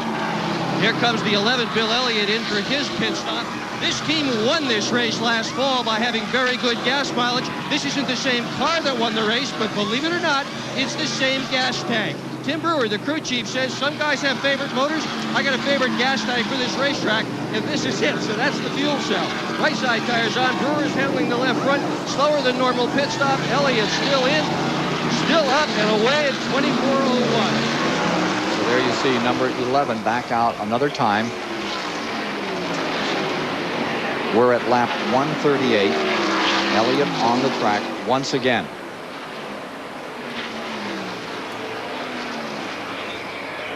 Ricky Rudd scooting by. Kyle Petty. After we've completed this round of pit stops, we have Kyle Petty first, Mark Martin second, Jimmy Spencer third, Dale Jarrett fourth, Alan Kulwicki fifth, Bodine is in sixth, Gant is in seventh, and I think we've pretty much collected the field. And there we go. We see Kyle Petty going around Davey Allison. Davey went with 2 tires, trying to stay out there, hope for a caution, and then, you know, he couldn't go quick enough, and Kyle ran him right down, so that put him a lap down. He didn't have so much room either. He didn't have the cushion he had earlier. No, and he was already being reeled in pretty good by Kyle earlier before he went in for tires, so maybe he's had to gamble a little bit. He wasn't able to hold him off. Davey back in 17th position. You see him running high on the racetrack. It looks like he's off his feet a little there too, doesn't he? Yeah, he's off the pace. When you slide up like that, that's probably that 2-tire change. They probably wanted 4. They just didn't have the luxury of the time to do it, and it's going to cost him now.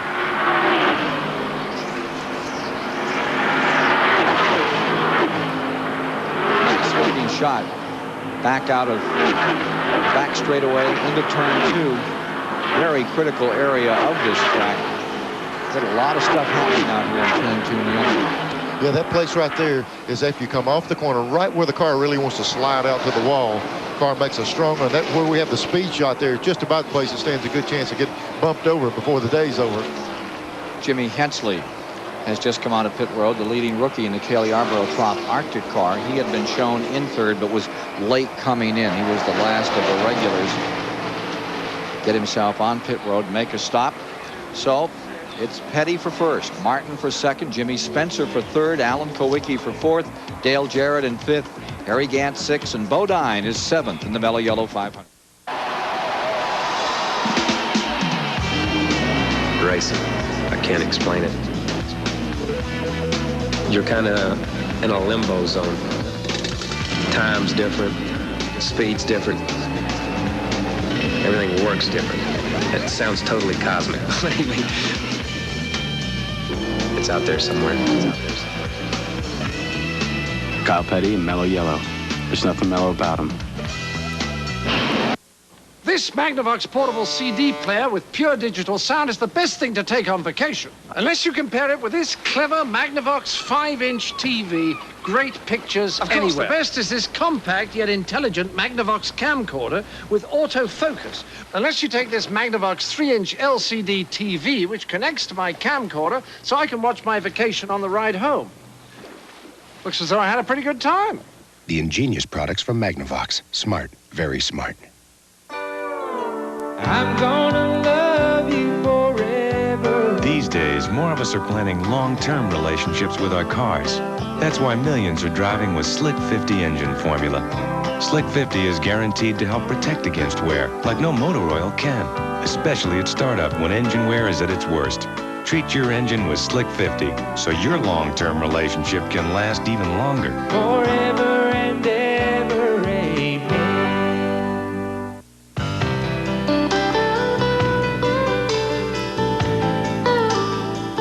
All of these championship-winning drivers have one thing in common: Goodyear Racing Eagles. The race-winning technology that's found in the Goodyear Racing Eagles can also be found in the world's best-selling line of high-performance street tires, Goodyear Eagle Street Radials. The champions know, and it's why we say the best tires in the world have Goodyear written all over them. Join Ron Tholen, Hubie Brown for an exhibition NBA game to benefit the victims of Hurricane Andrew. Michael Jordan and the Chicago Bulls take on the Miami Heat Monday, October 19th, 7 o'clock Eastern on our sister station, TNT. Riding with Derek Cope back in the 25th position, Purelator car. Closing up here on the number 12 of Jimmy Spencer. Giving you this shot of Jimmy, who's now in 5th position overall in the field. Remember, Jimmy started in 24th this afternoon.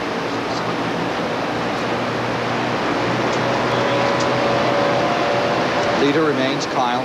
Mark Martin second, Kowicki third. Dale Jarrett has motored up to fourth, moved around Spencer. Gant is back in the 6th position.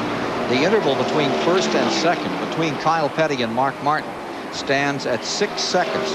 This at lap 148. We'll take a gander right now at that interval between first and second position as we move up toward lap 149 and 223.5 miles complete.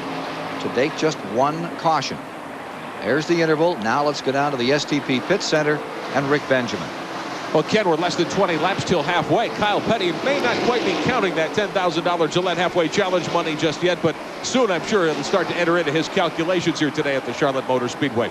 Plenty of time, though, for you to get entered in the Halfway Challenge for the next event on the Winston Cup circuit 2 weeks from today at Rockingham on October 25th. Here's what you need to do. Drop a card to the Gillette Halfway Challenge Sweepstakes, box 2246, St. Petersburg, 33731-2246. Have to be 18 years or older. We'll have a drawing on Saturday. Your card must be in by Saturday before the race, by the way. We'll pull a winner. If that person, when he's called or she is called, can tell us who the leader is at Halfway at Rockingham, they'll win a brand new Chevrolet Lumina Z34 from Gillette. And, of course, that prize available today, too, for our event here at the Charlotte Motor Speedway and the halfway point, not very far away. Let's go to Dick Berggren as an observation for us as we get to lap 150. Well, Ken, last week they went 400 laps without a caution flag. We've only had one caution today in about 150 laps. Maybe the reason we're having so few caution flags is these tires. The radials do not puncture. When they don't puncture, cars don't spin out and they don't crash. It's changing the complexion of Winston Cup racing from the way it used to be, where there was caution after caution after caution. How do you feel about that, Neil? Again, I think there's several factors. That's certainly one of the big factors in it, but also these motors in these cars. Used to, we turn them 7,800, then they go to 8, then they go to 8,400 RPM. They've got the parts and pieces in these motors so bulletproof now, you can just abuse them all day long. They might be worn out when the day's over, but very seldom do you just totally break them apart. The Napa standings through 145 laps of racing here this afternoon, 217.5 miles. That's how the field was running. We're working lap 152 with Kyle still out in front. You saw him just put another lap on Richard Petty's number 43 in his last race here. Jimmy Spencer's having a very good day running in the Allison car, the Bobby Allison number 12 Ray Bestis Ford. He still stays up in 5th. He lost his ride with Travis Carter when Travis had to fold the team after the 600 here in May. Went into Grand National Racing back, and of course he's set for next year in Winston Cup. And as we heard yesterday, Bill Davis sounds like he's pretty set to bring up Bobby Labonte to run his Winston Cup car next year. That's the message we got out of yesterday's race. Yeah, people will say things. They won't just come out outright and tell you what's going on, but he certainly hinted to the fact they're going Winston Cup racing, and Terry Labonte was probably Bobby Labonte would be driving his car. For the moment, here's your leader, Kyle Petty. Sitting there watching Kyle do such a good job. I failed to mention a while ago, we were talking about not many cautions. You know, the tires aren't giving trouble, the motors are real good, but boy, these race car drivers sure do good, don't they? Got to brag about my whole occupation, you know. The Winston Cup points race has boiled down to 2 drivers, Bill Elliott, Davey Allison. Neither has run well lately, but Kyle Petty says it's a matter of racing luck. I think both of them had such great first halves that they had no bad luck. Now all of a sudden in the last 6 or 7 races, all the bad luck all year long is catching up with them. And it seems like, you know, Davey was like, well, I don't want to win the championship, I'll give it to Bill. And then Bill's like, well, I don't want to win the championship, I'll give it back to Davey. And it's like nobody wants the thing right now. It's real funny to watch them run. But they're both trying as hard as they can. And I'm going to tell you, I'd have to flip a coin and say one way or the other. I don't know which way it'll be. I'd bet it'd be a Ford.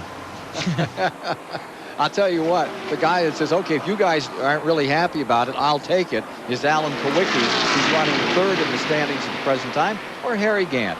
Harry'd like to crack at it some year, and he certainly runs well all the time. If they can't decide between themselves, there's a couple of other guys that would like. But Bill Elliott certainly hasn't quit. As you see him moving around, Dick Trickle in the Snickers car, there's that number 11 motoring on up. Bill Elliott in 12th spot, getting around Dick Trickle, dropping him to 13th position at lap 156. Now there's Davey Allison back in 17th position, 1 lap down, car number 28.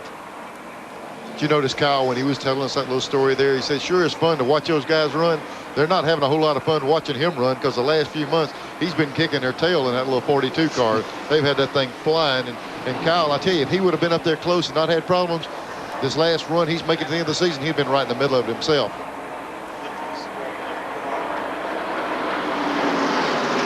Boy, Kyle is working on this field. He comes up on him, he just passes him where he comes to. Watch him right here. Guys, as low as he get on the racetrack, he'll just turn down under him, even lower than they are, drive right up beside him. That's Musgrave, who's in 15th position, tail end of the lead lap. Ted Musgrave, who's had such a good year, was talked about to move into Richard Petty's car for next year. Elected to stay with this team with a Jasper car. There's Kyle putting the 15th place car a lap down.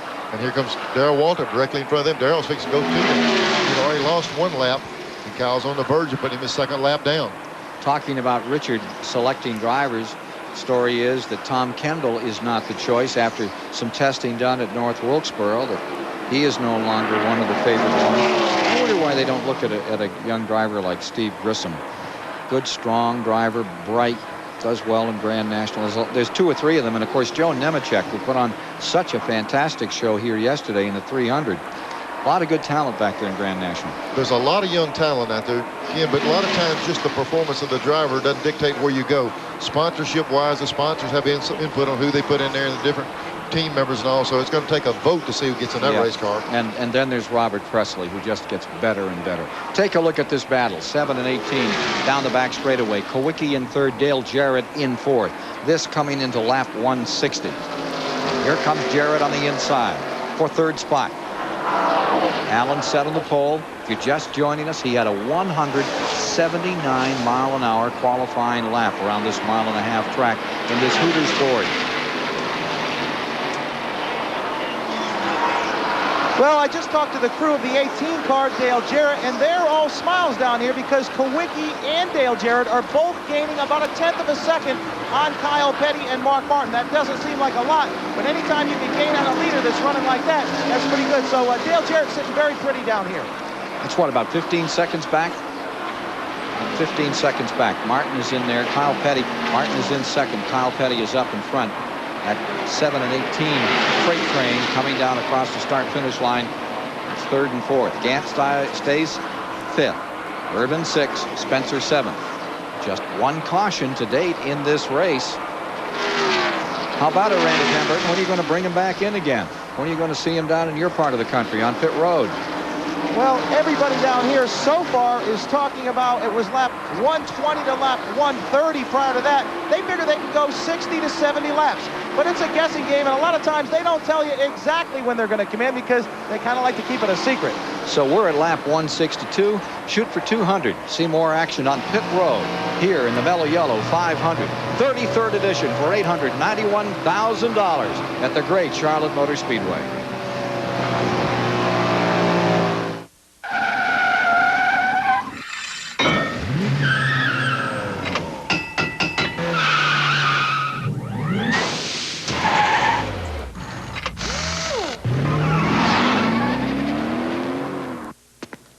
Rust. What it can do to the outside of your car, weak, neglected antifreeze can do to the inside. You need the tough anti-corrosion formula of Prestone. Use fresh Prestone every year to give your radiator and cooling systems heavy-duty rust and corrosion protection. No matter what happens to the outside, Prestone protects the inside. Prestone stops the rust that stops your car. You've seen it before. The ones who run with the herd, and the one who always seems to run alone.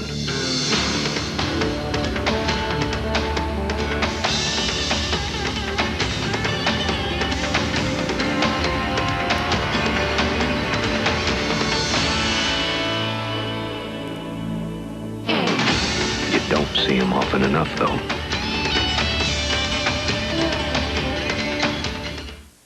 Are you guys having it your way? They're entranced they're having it their way so much. I love this place.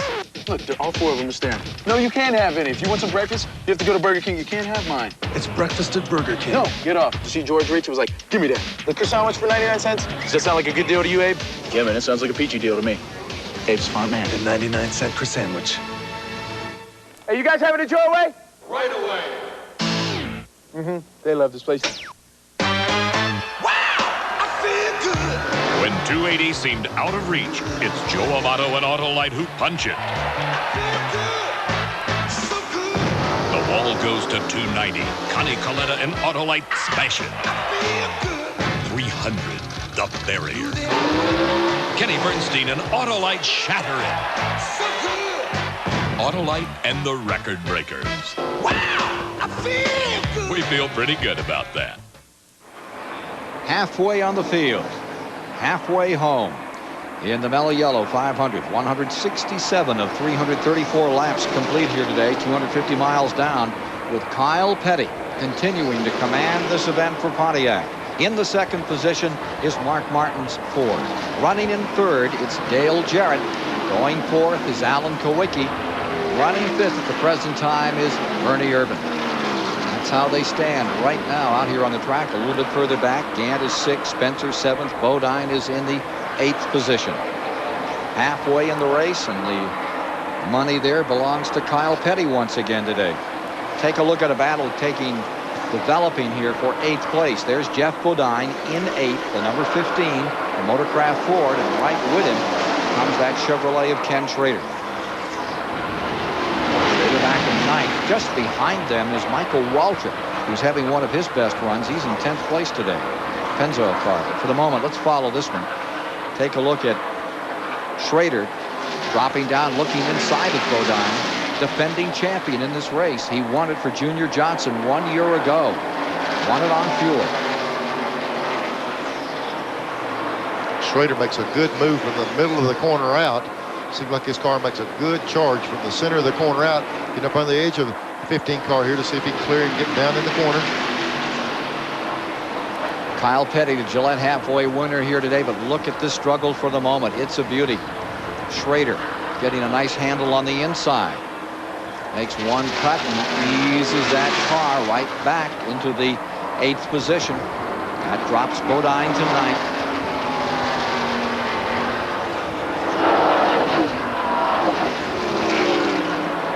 Take a look here. Kyle Petty in the 42. Up and around Ricky Rudd, lapping the 14th place car. On the track, Ricky Rudd's Chevy. Take a look at the Goodyear Eagle mid-race report after the 167 laps and cross-flag indicator. 11 lead changes among 7 drivers, averaging a record 156.117 miles per hour. Note that the record is 149.863. Only one caution today for 4 laps early in the going. Debris off the Kellogg car that Dave Marcus was driving. It eliminated him from competition. Jimmy Means has retired, and Rusty Wallace in the Miller car also fell off the pace here and has gone back to the garage. Boy, Rusty ran real good earlier the last little bit of this season. He's had some problems. Here's Davey Allison. They have been struggling and struggling. I keep thinking that as they pit, they're going to improve the car, but they just can't get it dialed in. When you start chasing something like they are, it's hard to hit on it. And maybe before the day's over, they can get that thing run a little bit better, but he's sure been fading with it. They show him in 18th position at the present time, a lap down. And Davey Allison having his problems. We need to get another pit report from the folks down there as to what is happening with Davey Allison. Did we just see a puff of smoke out of that car? It was hard. It's hard to have his tire smoke or whatever. Even he might be 18th and 1 lap down, but Kyle Petty is reeling him in a hurry. He stands a chance of going 2 laps down in just very few amount of laps. He must be having some kind of problem. The car settled so hard in the corner. They're running so fast through the corner. That little puff of smoke every now and then is tire smoke. It's hard to tell unless you can see it come directly out of the pipe. There's Kyle down in the Kyle Petty lane, just below that white line, just flying. Well, starting next year here on TBS for the next 5 years, we'll be going to Pocono, Pennsylvania. That great 2.5-mile track up in the Northeast complex, and it's just as fine a track as I can think of. Saw a lot of great races over there. You drove a lot of great races there, Neil. And Joe Mattioli, a guy that's keeps that track, he and his dad afloat and running so very well, is standing by with Rick Benjamin. Welcome aboard. Nice to have you with us. Well, thank you very much, Ken. We're glad to be here, and we're really looking forward to a 5-year period of growth with TBS. TBS has just been a super network, and we're excited to be a part of it. We're really looking forward to coming to see one of the most unique racetracks on the circuit.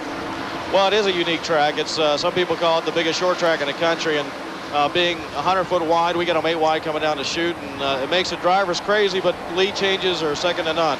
Different banking all the way around, all 3 corners. That's right, and it's really creates a situation where the driver can have a very definite outcome on the effect. Horsepower isn't necessarily the key issue. It's driver, and if you want it bad enough, you can get it. Now, you've been making a lot of improvements there over the years. What's next? I'll tell you, it's very exciting. I think one of the first improvements we're very excited about is the association with TBS. You folks have been an innovator, and I think in terms of our growth in the next 10 years, TBS is going to be a big part. But I think you're going to see Pocono become quite a different place. We've got major construction programs underway, and within the next 4 or 5 years, possibly even this summer, it's going to be a whole different racetrack. Looking forward to it. Thank you, Joe Mattioli. Thank you so much. And that's great to see that. That racetrack up there has had a lot of growth in the past few years. It's always been good for the fans to see good close racing, and now they're really fixing the racetrack up. The facility is great. They got some stuff working for the drivers and the pit crews. They got all kind of lounges fixed for them in the infield, and it's getting where everybody. Pocono's our resort area, and now that racetrack's getting to be a good facility to have good racing and resort. Well, the Mattiolis have put a lot of effort into that track. Dr. Joe and his wife Rose for years have stuck with that through some very hard times, but it has grown, and it's the only one that's sort of like a road course because every corner is different. No matter what you set up for that racetrack, you're wrong. It's such a compromise in suspension. You really have to make a conscious decision about what you want to run for springs, how you're going to tune a car for that racetrack, much more than many others. tough little racetrack to get around, but when you get it working right, it's a lot of fun. Let's go down to Dick Berggren with Robert Yates and see if we can find out what's happening with Davey Allison's car. Robert, what's wrong with the car? I wish I knew. I tell you, it's not like a car just missed a chassis setup. It's incredibly loose. He said you can't touch the gas. So, you know, the ratchet seems to be working here. Obviously, something like a shock is broken, or, you know, something that's more than just missing the chassis setup. The car ran good yesterday afternoon. Did a couple minor things to it this morning. Should not have affected the car like that. Maybe we'll get a caution and get to work on it. Well, this is a character builder today, for sure. There you see Bill Elliott's car sweeping around the outside around the 28. But here's the story. Elliott is only, what, about 2 seconds? About 2 seconds away from being lapped himself. Bill Elliott in the number 11 car, which is running in 11th position, as Kyle Petty continues to bulldoze this field. Mark Martin in second, Jarrett third, Kowicki fourth, Ernie Irvin in fifth, Harry Gant in sixth, Schrader in seventh. Got a motor expiring coming down the main straightaway. Rick Mast? Rick Mast lost a motor. We're sitting there watching here. Look here, here's Kyle Petty. These guys, this is two positions right here. He's fixing to put both of these cars a lap down, and directly out in front of him is Davey Allison. He's fixing to put three good race cars a lap down here in just the next lap or so. No caution thrown, but a big plume of smoke, and it looks like the end of the day for Rick Mast out of Rockbridge Baths, Virginia, who qualified 23rd for this race and hoping for a better finish. He was running 35th when that one unhinged.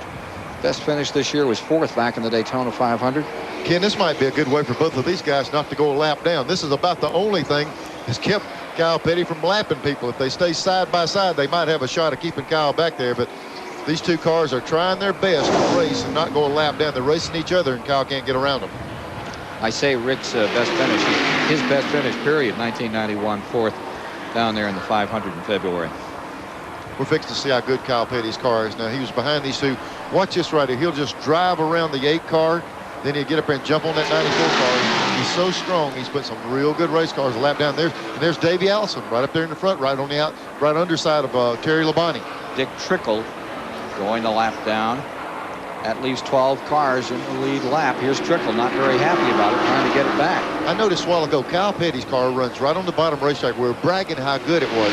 To be able to do that, you're set up to run down there. Every time they've made him get outside a little bit, it hurts him some. He can't seem to get in the throttle off the corner like he normally needs to.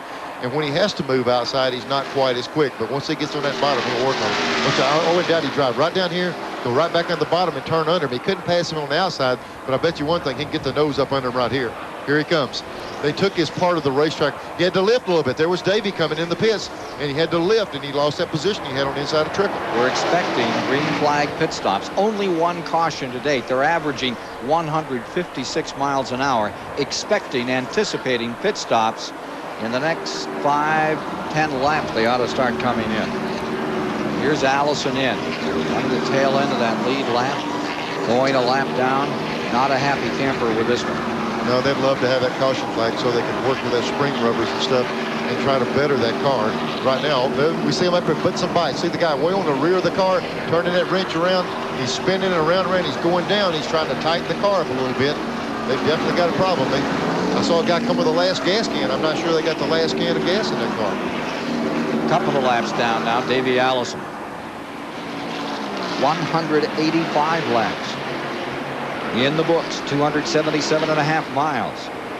149 laps to go. What a pace. Second week in a row we've been off to this pace. Yeah, and on that pit stop, you can't get with so many people over the wall. They left one guy over putting that wrench in. Here comes Kyle Petty, the leader, turning in pit road. 185. Kyle comes on pit road. With him comes Dick Trickle. Dick Berggren is on pit road, awaiting Kyle Petty. This will move Mark Martin into the first position when he crosses the stripe. Down pit road at 55 miles an hour. Moves the Felix Sabetas Pontiac. Here's Dick Berggren. This could be a very good pit stop, Ken Squire. This team is among the very best on pit road. They not only practice, they look at the tapes of the practice. They're all on a nutrition program, and they're all lifting weights to try to do better than anybody else. And right now they've got a good pit stop going. The rights are off, left's on, tires are flying through the air. Kyle Petty has done several under 20 seconds. This will not be one of those. 21:51 for Kyle Petty. They did not adjust the car. One, Dick, it's hard to adjust one when it's running like that thing. They got it just like Kyle wants it, and all he wants to do is get new tires every time he comes in and just keep wearing them out the way he's doing it. The one thing you don't want to do is over massage right here. Here's Ricky Rudd on pit road. Woo! Just got a lot of brake smoke. That smoke you see right there, when you come down pit road, you just really smoke these things up. They got a real hard brake pad on them, and a lot of smoke when he snatched that tire off there. Running 13th. You talk about something hot. Those tire changers reach in there and grab those rims on those tires, and they have to wear certain gloves or it just sticks their hands to the wheels.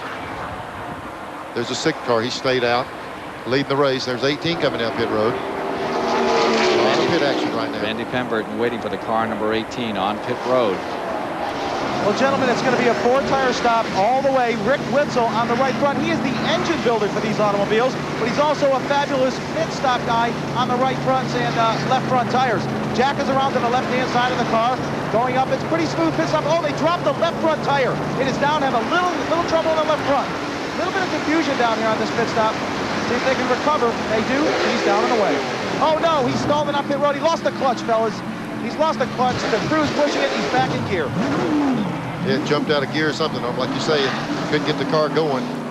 Boy, it zinged the motor. The motor revs up when it does that. Hopefully it didn't hurt it. Jimmy Spencer pits number 12. Schrader's been in, comes back out again. Mark Martin coming in. He has been leading. The 15 car of Bodine, he's just pitted. Mark Martin inherited the lead. He's now easing the Valvoline car down onto pit road and almost got tagged by Hut Strickland out there in that number 97, which is a Junior Johnson Ford.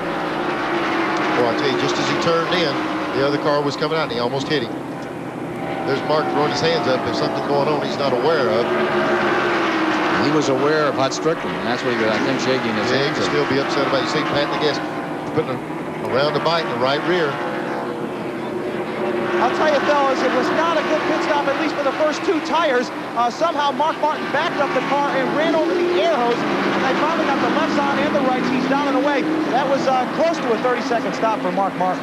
We had it as a little over 30. Just a trickle over 30 seconds. Here he comes, watching that Ford telemetry, giving us an idea into second, going up to third, picking up some RPMs and some speed as he gets out on the track. He's on the bottom of the first and second turn as you're watching him here. Here he is on the out pattern from turn 2, which gets him into the back straightaway below the white line for some time. Let's take a look at the entry into the pits again on car number 6. 55 miles an hour. There's the 97. This could very well be what upset the pit stop. That little bit of mistake right there, a little bit of problem, created an entry problem. They said he got on an air hose. See, they're backing him up. The guy with the left front tire, his air hose got ran over and he couldn't work. One guy takes the lefts off while they're doing the rights. The car is actually sitting there with no lug nuts on the left side, and that's what happened. Harry Gant at number 33 for the moment has the lead. Michael Waltrip for second, Bill Elliott for third, and Terry Labonte for fourth. 192 of 334 laps are complete. You say your eyes are red, irritated, dry? Don't hide them. Help them with Clear Eyes. It gets rid of the redness and has an extra moisturizing ingredient, too. Clear Eyes. And for allergies and colds, Clear Eyes ACR. When your engine is working hardest and needs protection most, Castrol GTX is the only leading motor oil that meets the world's toughest requirements for viscosity breakdown in every grade. Fact is, the only way you can get that kind of performance from any other leading brand of oil is like this. Castrol GTX, engineered for today's smaller cars. Try Castrol Super Clean for tough, greasy jobs. If it won't come clean with Super Clean, it won't come clean. Mark and my relationship goes way past business. I'm sure in a previous life, he and I were twin brothers. Throughout the race, the driver and crew chief communicate. The driver complains about the car or brags about the car. It's the crew chief's job on pit stops to make whatever fixes he can to help the driver's predicament. Everyone has about the same access to equipment and technology, but the people who rub on it the most and think the most of it and think about it the most will end up winning the race. Hey man, where you going? It's a drive-thru. What would you do if I offered you a sandwich for 99 cents? I could hook you up with that deal right now. You can make it in 3 33-cent payments. 99 cents. It's your way, right away. love this place. Oil. It's the lifeblood of your engine. That makes your oil filter your engine's most vital organ. That's why Fram keeps going the extra mile to make the best protection even better. The Fram Extra Guard oil filter. Unique glass fiber paper stops more dirt than any other filter for the best protection ever. Fram Extra Guard, American or import, it's an extra lease on life. The Mello Yello 500 is brought to you by Burger King, your way, right away, and by Fram Oil Filters. You can pay a little now or a lot later. Harry Gantz, number 33, has the advantage for the moment. Once again, he's stretching out the old fuel. Boy, is he good at that. Or are they good at that? Well, I'm going to tell you what, Tim Brewer said he had a favorite gas tank for this track. Harry Gantz got a favorite gas tank for every racetrack. No matter where you go, he'll go just as far or further than anybody in the race. Andy Petrie and company, they do such a good job on those motors, and that number 33 of Gant is showing its colors. I think he's ready to come on pit road right now. Now, this pit stop by Gant is coming at lap 197. 197, keeping track. And here's Ramey Pemberton waiting for him as he comes down. Harry Gant, former winner back in 1982 of the 500, easing on in for a green flag pit stop. Andy Petrie's crew goes to work. It's going to be 4 tires. You just about have to change 4 tires at this point. You cannot afford to give up the time on the racetrack. 4 tires are down on the right-hand side. As far as the jack is concerned, he's all right around the left. Lug nuts are off tires. This looks like a very coordinated pit stop. So far, no problem. They're pulling down on the rear spoiler a little bit. Evidently, he was tight, so they're trying to loosen him up just a little bit. Randy, could you tell if they use a 55-gallon drum to fill that thing up, or what they use? Good point, Neil. I tell you, you joke about that, but Leo Jackson and his guys really concentrate on getting fuel mileage. The car's plenty fast, but they get as good a mileage as anyone at the racetrack. They fill the whole trunk. Well, nobody looks to see where it goes. Might be a little tanker they're dragging along behind that thing. We better look behind it. Qualified in 18th position. Had an opportunity to lead. As you watch Bill Elliott now in car number 11. He is the leader for the moment in this period of green flag pit stops, but he's now on pit road. This will move Kyle Petty back into the lead and push the Wood brothers, Morgan Shepherd and company, up to second spot. Well, not for very long. Morgan's going to pit right now as well. So first and second are back in. Here's Dick Berger. Bill Elliott is in. They were specifically waiting for Harry Gant. They're playing a gas game down here. No surprise. Look at this. We're going to get left sides only, not a 4-tire change. They're going to spend as little time in the pits as they possibly can. A little bit over 10 seconds. Good stop for Elliott. They're going to try to stretch the fuel as long as they can. Well, I tell you what, that was a good stop right there. Good call in their pit. They're trying to work themselves back into the lead lap and stay in that lead lap if at all possible. And just one can't. They put the gas in that thing and 2 left sides. They do the left strictly because that's the quickest ones to do. You don't have to run around the other side of the car. Good call. They just have to see if it pays off. 14 lead changes among 10 drivers. Darrell Waltrip is now on pit road. The 17 car. Not a good day for him. Running in 15th position, a lap down. You see Sterling Marlin's number 22 back on the track another time. He's not having much fun out here today either. No, they had the hood up on his car earlier in the race, and I'm not sure what was going on. His couple laps down. They've been working on it all day long. 22nd position when he pitted. Waltrip comes back out. Kyle is still the class of the day. And car number 30, it looks like Michael Waltrip may have unhinged one. So here is the Pennzoil car. Had a great run yesterday. It moved into the top 10 this afternoon, and it is slowing down and pulling to the inside. Nothing but bad luck. Hewitt has taken over from Billy Engel as crew chief. Nothing's going right. He's on probation. Got in a slam bang with Dave Marcus. Took a poke at Marcus. NASCAR put him on probation. Hard year for Chuck Ryder and for Michael Waltrip. I tell you, you'd like to see him run good. Michael works hard at it. Chuck Ryder, I tell you, his family, they've been in races so long. I tell you what, you'd like to see Richard Petty win a race, but I'd like to see Chuck Ryder's team win a race. They've been at it so long and so dedicated to win in this division. I'd like to see it happen. That best finish still stays Pocono, 1988. It's not going to happen here at Charlotte today with 203 laps complete. That's his 10th DNF of the season. Like Kyle Petty in number 42, who is on a roll right now. his, I'm trying to think what his DNF list was, 3 or 4? 4 DNFs on that Kyle Petty car, and that happened early in the year. I mentioned earlier, once he got to midway, it's been rock solid. Well, I tell you, after that set of pit stops, Ken, we've got 10 cars in the lead lap. After it was sorted out, Rudd must have made a good move on pit road because he's back in the lead lap. Either that or he hasn't pitted yet. I haven't been able to keep up with him, but there's just 10 cars on the lead lap right now. Going to drop back through the field with you. We're at 205 laps, 307 miles. There's the 15 car.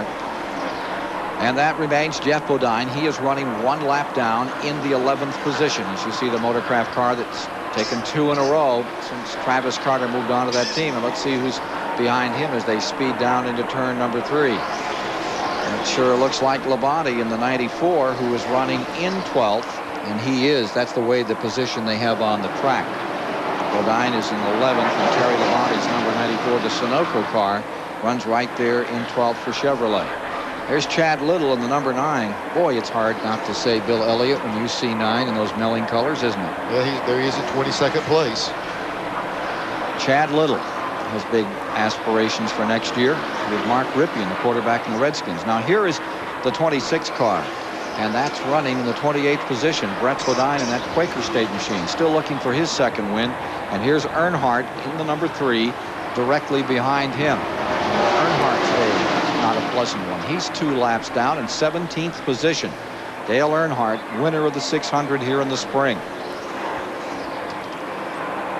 And looking a little further back. Well, that's a long look, isn't it, Neil? There you see Dick Trickle. He's had a good day. He's up in 13th position, running a lap down. He started 17th on the afternoon, and Dick Trickle ran up in the top 10 for some time. Just won a lap down recently.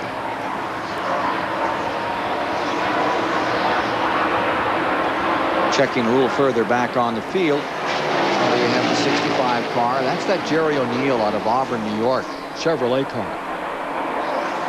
He is being shown in 31st present time.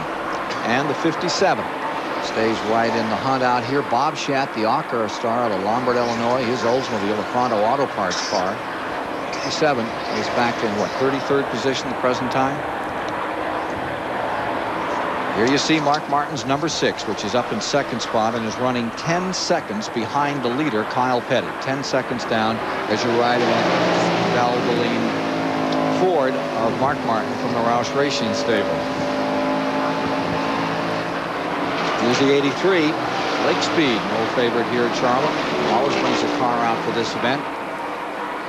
Lake has that Purex sponsorship for this event, and had himself a very, very good qualifying day. Back in 22nd spot right now. Having completed 206 laps.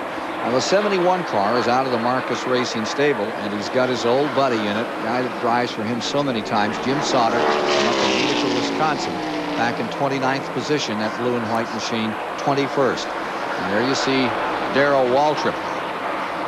This is not what Waltrip wanted out of this race. I had told a lot of folks I thought he was going to have a splendid day. His practice looked good. Now he's outside of that lead lap, finds himself in 18th position. 211 laps complete. Here's Wally Dallenbach Jr. Next year, look for Wally Dallenbach in that 16 to do some real hard racing, get himself some good finishes. He's 28th on the afternoon. Morgan Shepherd's number 21 scoots by. He's 14th, a lap down at this point in the Wood Brothers car. They've had a funny year, haven't they? I tell you, that car's got a lot of potential. Morgan and Eddie Wood's doing the chassis stuff, and they're getting better and better working together. You'll hit on it, sometimes you hit, sometimes you miss. That's just the nature of the animal. You're not going to just dominate every week. And that thing right there, I know Leonard Wood and the guys that work on the motor stuff can get it up front, and they'll get it sorted out. That thing can win a lot of races. 213 laps complete this time by 319.5 miles as we continue to go back through the field. And there is Musgrave. There is a racer. Came out of the ASA. That Jasper car is so strong, and he is so strong. He was the first person mentioned for Richard Petty, and I guess the deal was offered. And he decided to stay with these folks, then lost his crew chief. I think he may have had second thoughts, but he's put it all aside and just keeps on racing. Going to hear a lot from him in the future. Bobby Hillen doing another good job this afternoon, up in 19th position with car number 31. That's the car from, they say, from Ireland. Not exactly. Martin Terrain is from Ireland, Bahrain. And here is Alan Kowicki in car number 7, who's running third on the field, as you get a sense of where they are. Alan, who's set on the pole, still has a good shot at this. There's some racing to be done before this afternoon is over. Race is stabilized for the moment in the Mello Yello 500, as so often it does. You can be sure something more is going to happen. 157-mile-an-hour average for one thing. Stay with us. Racing. I can't explain it. You're kind of in a limbo zone. Time's different. Speed's different. Everything works different. It sounds totally cosmic. It's out there somewhere. It's out there somewhere. Kyle Petty and Mello Yello. There's nothing mellow about him. Nothing could possibly penetrate our security. A deadly game of hide and seek, where running means living to tell about it. I don't want to kill you. Dane, you are a reckless man. Chuck Norris is playing by one rule, and one rule only.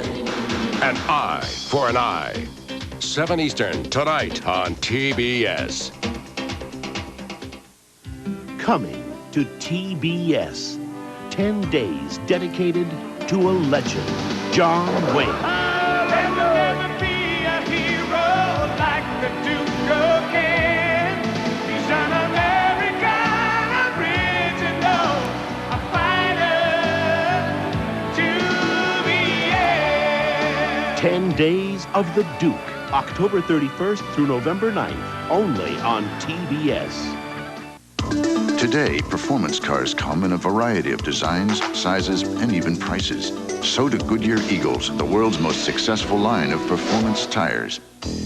There are all-season Goodyear Eagles, new ultra-performance Goodyear Eagles. There are Goodyear Eagles for the classic and for the contemporary. No matter what performance car you own, there's a Goodyear Eagle priced for you. It's another reason we say the best tires in the world have Goodyear written all over them. Middle third of the event this afternoon on TBS Sports. We're live at Charlotte Motor Speedway in Concord, North Carolina for the running of the Mello Yello 500, 216 laps into the books. And Kyle Petty still showing the way today. Mark Martin runs second. And we'd like to congratulate Marlon Smith of Odessa, Texas, the winner of the Gillette Halfway Challenge today. Marlon watching our broadcast today here on TBS. One of the drivers we were hoping to see up front at this point, Rusty Wallace, driver of the Miller Genuine Draft Pontiac. Sorry you're out today. What happened? Well, I just had a lost ignition system. The car ran great the first 10 laps of the race, and all of a sudden it developed a miss. And it stayed missing horribly bad in the straightaways. And finally it started missing so bad it detonated.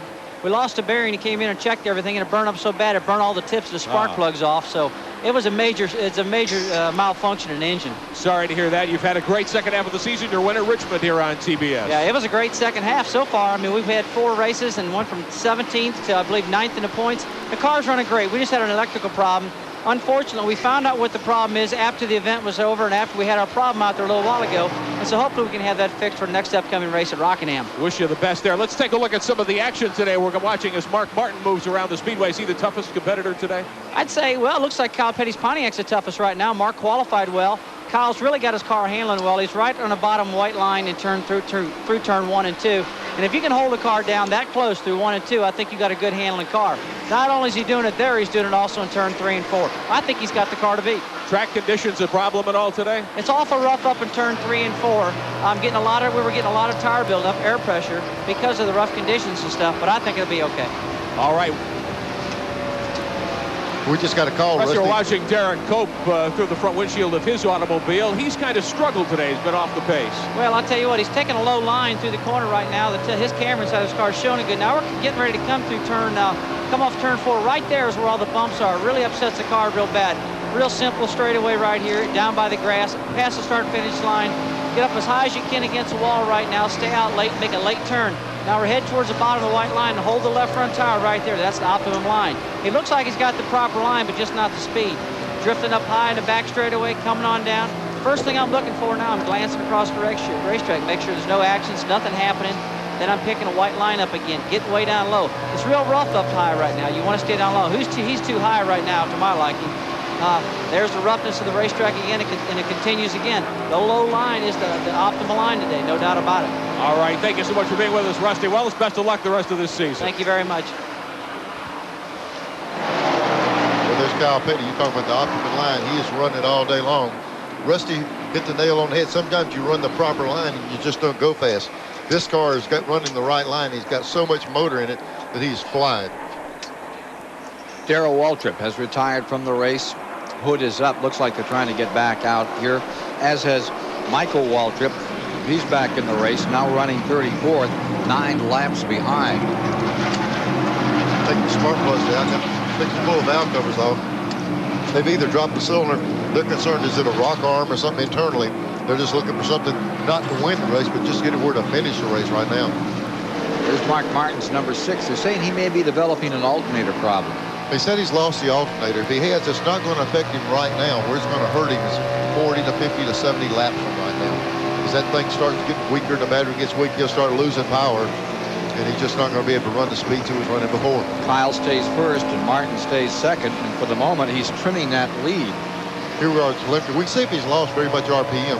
Be a little indicator of his power with the thing, but he's up at 69.7. See, we just saw 73, 7,400 right here, 78. Earlier, they went up to right at 8,100 right then. We were seeing some 83 and 84, but he's also got a lot of wear on the tires. Doesn't seem to be hurting real bad right now. Second place car, Mark Martin, Valvoline Ford. And he continues to close up. Now it's 6 and 8/10 seconds between first and second. Alternator or no, he's on the go. Randy Pemberton has more. Well, we're down here next to Darrell Waltrip. Darrell, short day for you. What happened? Well, we haven't been running very good. The motor was really down on power today, and then it broke, so I don't know what happened. Something internally let go in it. Okay, but you'll be back next week. Well, we plan on it. You know, that's the schedule, so we'll be in Rockingham, you know, but the Western Auto car was getting better and better. We got that penalty on pit road, which was a kind of a cheap shot, but anyway, we'll be back. Darrell Waltrip out of the 300, 227. Out of the 500, 227 laps complete. More in a moment.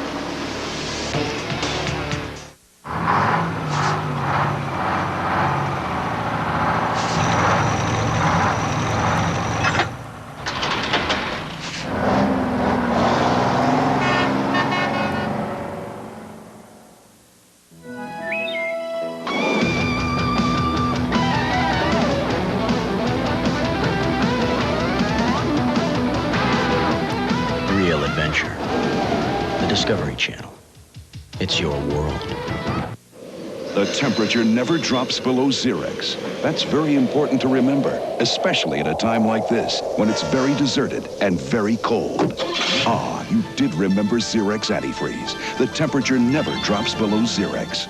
It's never fun to eat and run, to rush and eat too fast, 'cause you know it's gonna catch up with you at last. For acid indigestion or heartburn with headache, nothing's faster than Alka-Seltzer. Get yourself some Alka-Seltzer and you'll feel better fast. You know, working at AutoZone is more than looking up parts or ringing up sales. Most of all, it's listening. Because my customers know more about their cars than I'll ever know. They know every rattle by heart. I mean, that car is their baby. So when they've got a problem they're going to fix for themselves, I'm going to do my best to help them get whatever they need, no matter what it takes. Because people like that, they don't deserve anything less than the best I can give them.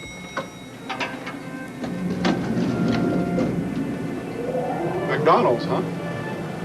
Yeah. Smells good. Thanks. If this ride were any longer, you'd have to fight for those fries.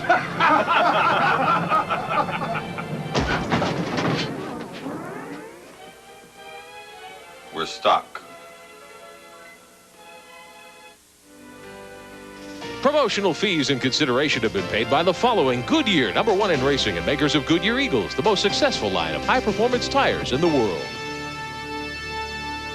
And by Valvoline. People who know use Valvoline. And by the U.S. Air Force Reserve. For most people in the world, the intense power of the F-16 is thousands of feet above.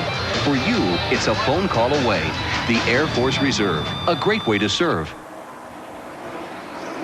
At lap 231, caution is on the track. There is debris in turn 4. Hence the second yellow flag of the afternoon. That is the second caution period. We've been running this race at an average speed of 157.5 miles an hour, the old mark 149.8.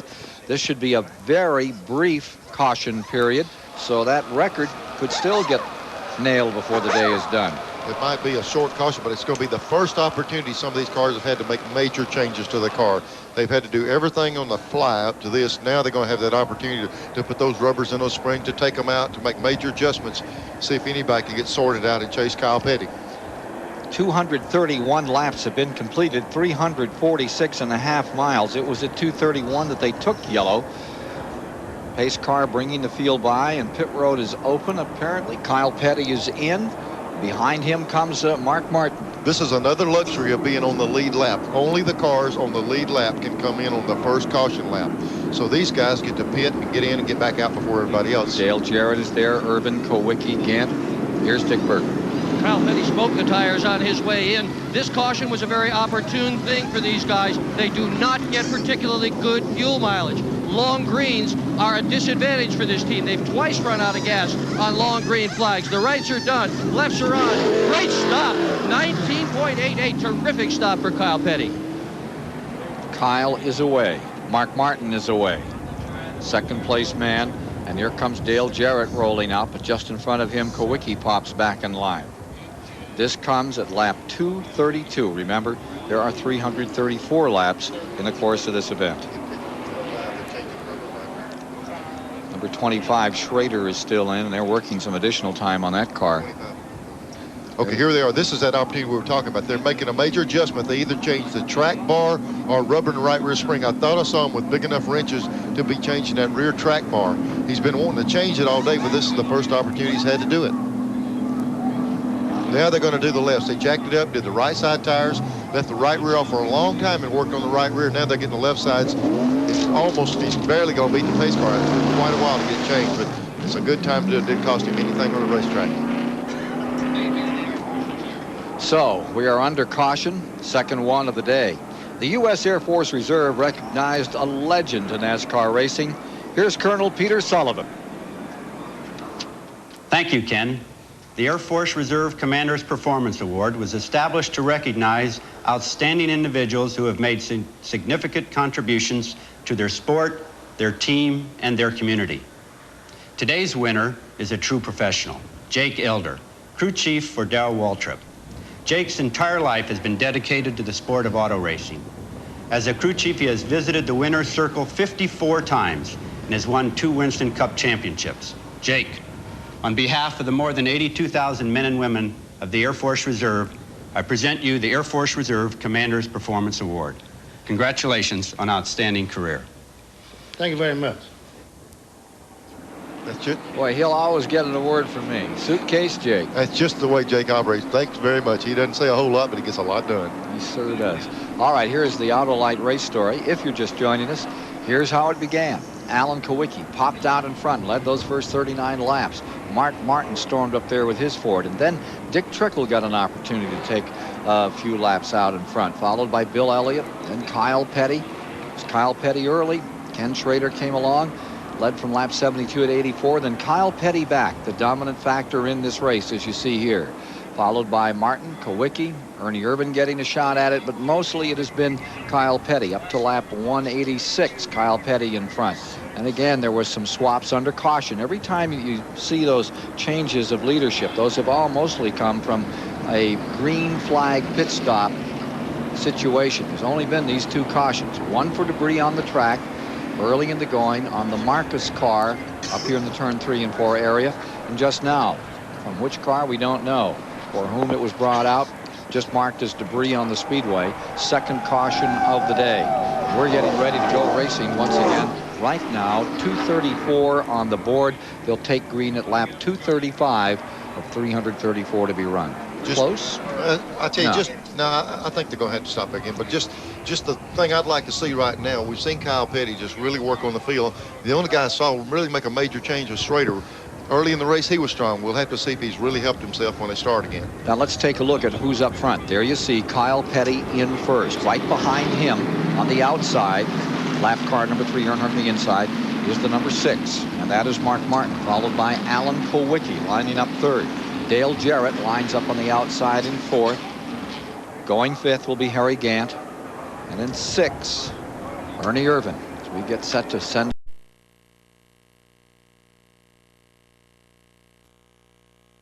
on TBS. If you guessed Rusty Wallace, you're right. Here's how the whole thing unfolded. Rusty was sitting back in 3rd position, watching Earnhardt and Bodine go at it in this fierce battle for the lead.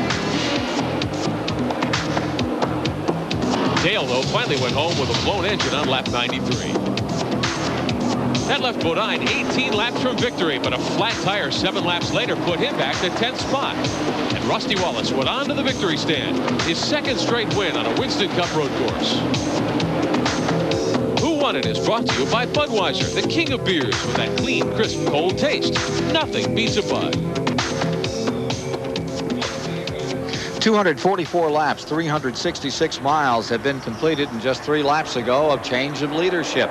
Mark Martin sprung back in 1st place as he tries to win his 2nd race of the 1992 season, and here's how he pulled it off just moments ago.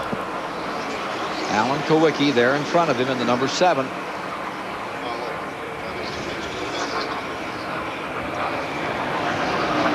Here's the move. Turn 2. And he was by him on his way. Clean and easy for Mark Martin going back into 1st place as he has been there on a couple of other occasions. To find out more on the Kyle Petty story, let's go down to Robin Pemberton, who's standing by in Kyle's pits. Your car. Well, what's happening with your car, Robin? Well, we got on the outside where we didn't want to be on the restart. We lost 2-3 spots. He's just trying to take care of it right now and get his rhythm back. You know, it's not good for us to run up like that. There's nothing really wrong with the car. Right now we're running about the same, maybe a half a 10 off of what Mark is.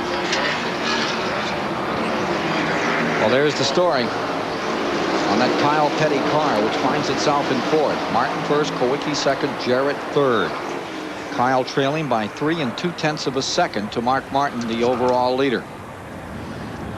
Leading Kyle around this racetrack right now is Jarrett in the 18 car by about 3 car lengths, the interval between those 2 competitors. There you see the 18, and just behind him rolls out Kyle Petty. I'll tell you something that might have happened also, Ken, is the sun's back out real bright. Might have changed the track a little bit. We talked about how temperamental this racetrack is. Kyle's been right on top of it, and now it's just getting a little bit away from him. Maybe things are changing a little bit, hurting him just a little bit. To the average folk, asphalt is asphalt. What kind of a change do you get out here? What happens to your car? You get into temperature problems, Ken. When that sun pops out, that sun gets to pull in a little bit of that moisture out of the racetrack, and it makes it a little bit slippery or whatever. And then when it gets cool like that, it just really makes the track so tight you can't go. We've mentioned earlier, here's a 6 car out front. We've mentioned earlier something about the alternator. Let's go down to Randy Pemberton in the pits and see if we can find out about that 6 car now. Well, Neil, he certainly is flying out there, but believe it or not, I just talked to crew chief Steve Neal, and he said the battery will go dead in that car. They broke a wire on the alternator, so they're just going to wait till they lose some power and then come in, and hopefully maybe it'll be during a caution so they can change the battery. They have quick hookups to these batteries in Winston Cup cars. They can change it in a matter of seconds. Now, on the Kenny Schrader car, we talked about that track bar that they changed. They definitely changed the track bar, and Kenny Schrader said the car was just a little bit tight. They changed it. We'll have to keep an eye on Schrader and see if that helps him go to the front. I'll tell you what, when Steve Mills says that battery will go dead, he knows exactly what he's talking about. The 6 car is leading the race, and let me tell you what, when you want to go fast, you turn the alternator off. The alternator's disconnected, the wire's broken, he's going to get a little bit more speed, but he's going to run out of juice in the battery, so they're going to have to make some kind of adjustment. They talk about changing a battery, they'll have to do something before this race is over. Kulwicki is down 15-20 car lengths to the number 7 car, to the number 6 car. Martin leading, Kulwicki in 2nd.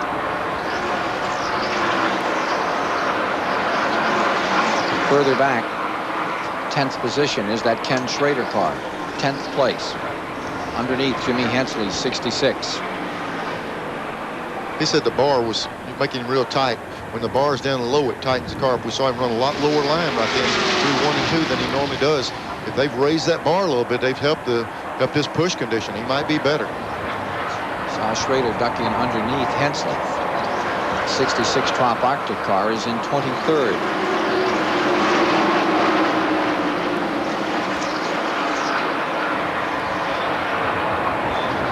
It remains Martin, Kowicki, Jarrett up in front. Kyle Petty stabilized in 4th. Ernie Irvan, Ricky Rudd, then Jimmy Spencer in 7th. Gant in 8th. Bill Elliott is 9th. And Schrader rounding out the top 10. Terry Labonte just back in 11th position. Here is Alan Kowicki's Ford. Maintains that 2nd spot.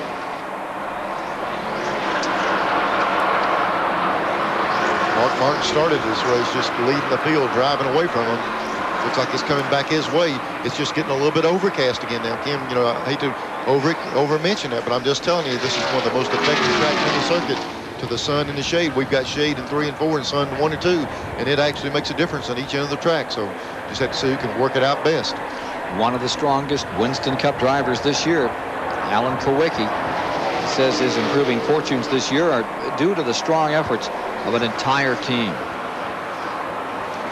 I wouldn't be where I am in the point standings without him. You know, the car's a lot more dependable than it used to be. We're doing a great job preparing it. Our pit stops have improved, and our engines have run good. They've been pretty reliable. So all in all, I think we've made a lot of progress with this team. Indeed, they have. Paul Andrews and everyone. He said after his qualifying run that it was just real smooth. They didn't go anything for big. They just went out there to run well, and they did that. They didn't over-massage. He even made the statement he didn't have any earthly idea they could go close to 180 miles an hour. They shocked everybody sitting in the grandstand and themselves. The 26 car, Bodine, right here, Brett Bodine, coming off 4 the last time, virtually quit coming off the corner, and he drove to the inside. He's had some kind of major problem. 255 laps are complete as Brett Bodine, sailing 25th out here in this race, pulls onto pit road. The Quaker State car of Kenny Bernstein ambles back onto the pit road, and we're beginning to see Kyle Petty make some moves like he might want to take another run up there. Try Dale Jarrett. See right with him. Ernie Irvan back there in 5th. Dale's 3rd. Kyle's 4th. Ernie Irvan in 5th spot. We'll be back to follow this battle. Ricky Rudd in 6th just behind them, right after we pause for these messages. From Charlotte, North Carolina, the Mello Yello 500. He's back. This time we get him. STP gas treatment cleans intake valves and fuel injectors to help engines run better. STP, the edge.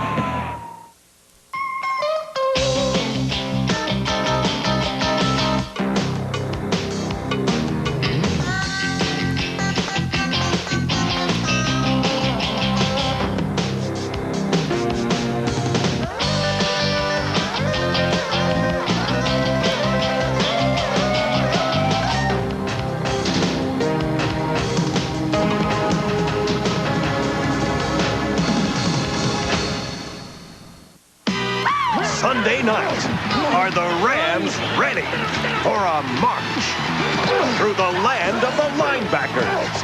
The Rams and the Saints tonight, 7 Eastern on TNT.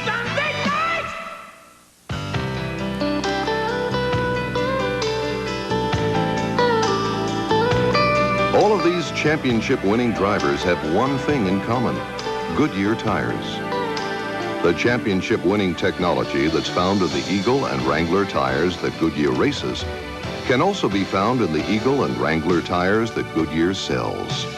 The champions know, and it's why we say the best tires in the world have Goodyear written all over them. When your engine is working hardest and needs protection most, Castrol GTX is the only leading motor oil that meets the world's toughest requirements for viscosity breakdown in every grade. Fact is, the only way you can get that kind of performance from any other leading brand of oil is like this. Castrol GTX, engineered for today's smaller cars. Try Castrol Super Clean for tough, greasy jobs. If it won't come clean with Super Clean, it won't come clean. 260 laps, 390 miles, Motor Speedway. And from the Max Race Cards aerial platform, folks celebrating their 5th anniversary with a big 300 card selection. View of this facility and a look at the way our field is running right now. Martin first, Kowicki second, Dale Jarrett third, Kyle Petty fourth, Ernie Irvin fifth, Ricky Rudd in sixth. At issue is Mark Martin's Ford. There is a problem on that car. It could lose power at any time. It could cost him everything. He's gambling to stay out here, stay in this lead. Doesn't want to give the time up right now to go in and change that battery. Interval between first and second lies at 1 and 18 seconds between Mark Martin and Alan Kowicki. Second place. Now here's Kowicki chasing Mark Martin. Alan having just a phenomenal run. If the battle ended right now, point battle, Elliott would lead by 112 points, Neil, but it would be Kowicki moving up. Allison would fall to third, 126 behind. It would be Kowicki 112 down in second place. And of course, there's 3 races left: Rockingham, Phoenix, Atlanta. Rockingham coming up October the 25th, and the big Atlanta showdown November the 15th. Gives you a good indication where this points battle rocks back and forth. 2 or 3 races ago, everybody had Kowicki out of the picture and said, well, he's fell back too far. He can't make it up. The way he's running, anybody can. You know, one guy had a little bit of trouble, and that thing really switches around in a hurry. Alan Kowicki, very much a factor, talking about those 2 guys kind of passing back and forth. Not any longer the case. The number 11 car of Bill Elliott is 8th on the field at the present time. There he is. And there's Davey Allison right in front of him. Davey is being shown 5 laps down. That's 5 down. The 15, the Bodine car, is 1 lap down. He's in 12th position. This field's somewhat scattered, Neil, with only 2 cautions. There's been so much green flag racing, similar to what we saw last Monday at North Wilkesboro, North Carolina. Yeah, when they go green that long, it really mixes it up. And for the people who wonder how Davey Allison got 5 laps down, on our last caution, Davey had a flat on the right front, had to make an extra pit stop and put a right front tire on, so he lost even more time in the pits. You know how everybody's doing these hard copy shows, Neil? The question here is, I think they want to use this in a wanted ad. Does anyone recognize this man? Watch this. There it is. Oh, me, mug shots. Max cards. My goodness, that's the only thing I got going in racing now, isn't it? Well, they've got 2 of them, too. How'd you get 2 cards? Well, you get 1 or you're not saying I'm two-faced, are you? No, never. Okay. Not you, fella. All right, let's go to Dick Bergman. I'm not ready. He's not ready. He's not ready. I heard that. We'll get back to we can hear that. Let's get down here and follow Mark Martin for a moment out in front. And again, let's state the problem that Mark Martin is having in car number 6. Ken, the biggest, he said Steve Mill, who is really on top of the situation, said they broke an alternator wire. He said that it wouldn't take them long to change it, but they can't do it on the green flag stop. So what he's hoping the thing keeps going along like it is, just don't lose a lot of time. They're leading the race now, but what he's concerned about the battery just totally dying and the motor cutting off and you can't refire it without changing it. So for him to make that statement, he's certainly concerned. A little further back in the field, 3rd spot. Dale Jarrett there, Kyle Petty trying to take it away, Ernie Irvin in it, and Ricky Rudd, 3rd, 4th, 5th, 6th. Out here running in tandem around the bottom of that 24-degree banking into the back straightaway. You know, we talk about some cars running good at times, some cars running bad at times. How can you explain here? Kyle Petty a while ago was just driving away from the field, and they pitted on the last pit stop. They just can't get it back up to speed. Nobody could touch him before, and now he's just, you see him wrestling the car around a little bit. They did not change the jack screw on the car. They put 4 tires on it, and he can't go as fast as he did before. I'm sure they're concerned and wondering what it is. 180 miles an hour correction out there by Kyle Petty around Dale Jarrett. Joe Gibbs, his car owner, not here today for sure. Probably going back over his game plan for that Monday night encounter that his Redskins are going to have with Denver. Washington 2-2 on the season up against 4-1 Denver. You going to watch that? I'm a big football fan. I watch a lot of those. Yeah. How's Alabama doing this year? How'd you do yesterday? They're doing real good. I'm proud of them. We've just been plugging right along. You know how it goes. Win some, lose some, but they've been winning all of them, thank goodness. Well, trying to win this one is Kyle Petty. Pride of North Carolina has pulled up another spot. He's in the third. So it's Ford's 1 and 2, and Kyle Petty's Pontiac in third. Can he improve? We'll see. It's Absolutely Funny Week on TBS. Golly. Get crazy and shake it up. Uncontrollable laughter's on the way with No Time for Sergeants Monday night. It ain't hard. Bustin' Loose Tuesday night. Animal House Wednesday night. And the Blues Brothers Thursday night. How much for the women? Absolutely Funny Week. 8:05 Eastern this week on TBS.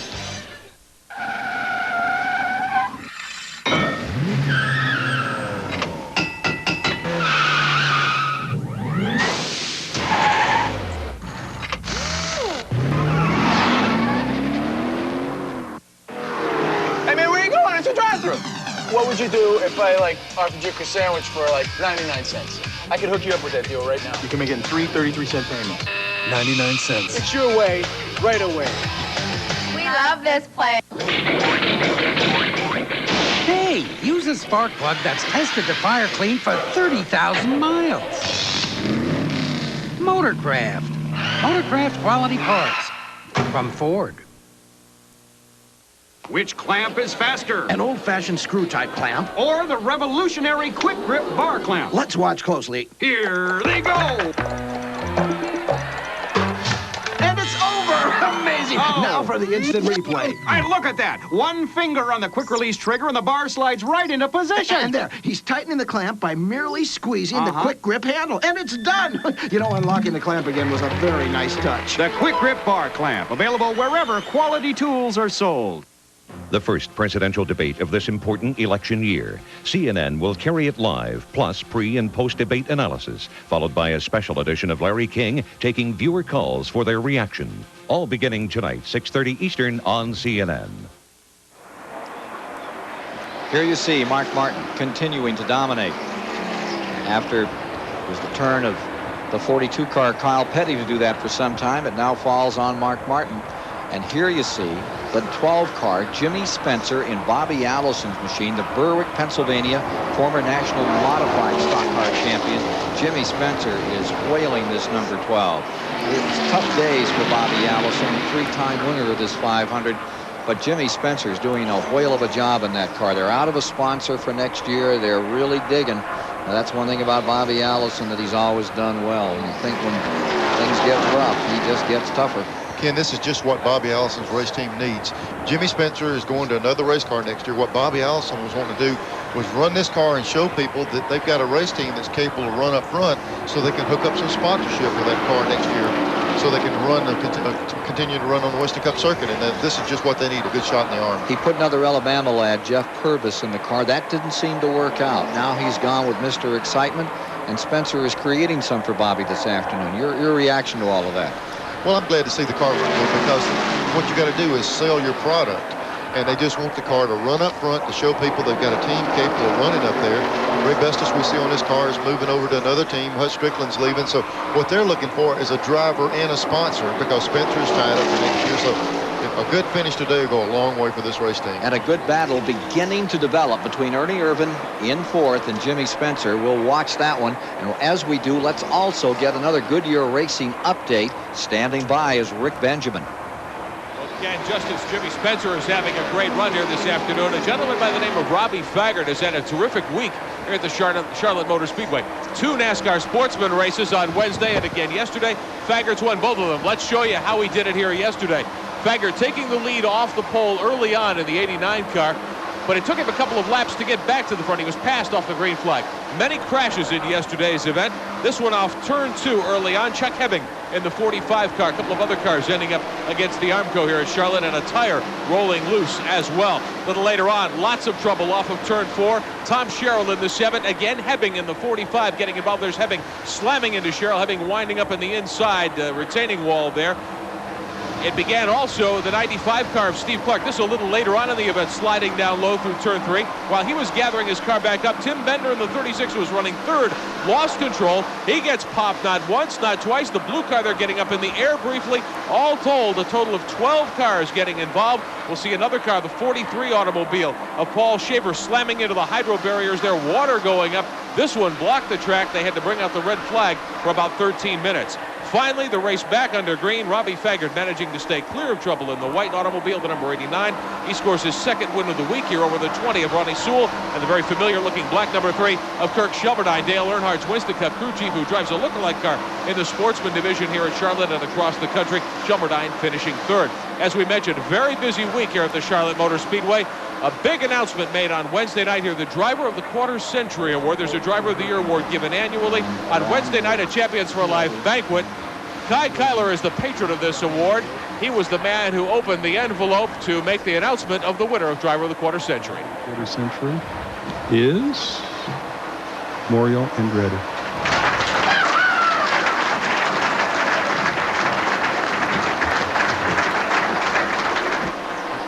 Unbelievable. I don't think that in my trophy case I could ever have a trophy that would mean so much. Certainly Mario Andretti and some excellent company, as you saw on the dais. Rick Mears, Richard Petty, A.J. Foyt, Darrell Waltrip, many other superstars of the world of racing were contenders for that title, but it went to Mario Andretti, who's won Indianapolis. He's the Formula One world champion back in 1978. He's been the IndyCar champ many times. Certainly a deserving winner. Our own Ken Squire handed that award, emceed that banquet on Wednesday night, and Ken, certainly a big night for Mario and many other stars of our sport. Yeah, great night with A.J. there. Made it special for me. 421 miles are now complete here. 281 laps are down as you watch Ernie Irvin trying to hold on to third. And again, Jimmy Spencer is on a roar in that Bobby Allison, number 12, up in fourth. And speaking of Bobby Allison, we've got Dick Berggren down in the pits with Bobby Allison. Let's see what Bobby thinks about this. Well, he's smiling. How much more is in that car, Bobby? Well, I really believe Jimmy is getting about all that's in there out of that Ray Bestis Ford. And he's doing a nice job. The guys are working hard. Jimmy's trying to figure, what would be the best move to make. I think all the guys are working hard, and I'm real pleased with it. This crew is absolutely electric. They're jumping around here like crazy. They are We've got a spinner in the main straightaway. Wally Dallenbach looping it out of turn number 4. Caution is out on the track for the third time today. Caution is on the speedway as Wally Dallenbach got loose coming out of 4. He's just gathered it back up. This at lap 283. Bobby Allison's last win as a car owner, Neil. How about it? What do you think it was? I don't remember. It's been too long for me. Richmond, Virginia, back in 1974. Of course, he was the driver, too. The 94 car coming back to the stripe. Here's Terry Labonte coming on there, and just a lap. He was trying to get a lap back from car number 6 as they came to the line. Mark Martin wasn't able to do it. When you asked me what was the last win Bobby Allison had, I won 42 one year for him. I wanted to think back to those. Bobby Allison, who won 84 races, won 3 times here, former national champion. Hope they're standing up and cheering for Bobby Allison. We hope that he has some good luck and this car number 12 finds everything that it needs for the 1993 season. Jimmy Spencer is certainly contributing everything he's got to make it a good day for the great leader of the Alabama gang. Back with more from the Mello Yello 500 in a moment.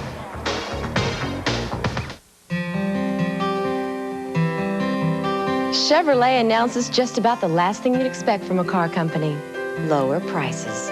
Believe it or not, this is for real. Chevrolet is lowering the price of every new 1993 Cavalier Coupe, Sedan, Wagon, and Z24 Coupe. No gimmicks or hassles, just straight talk and lower prices. Surprised? You shouldn't be. What else would you expect from the heartbeat of America?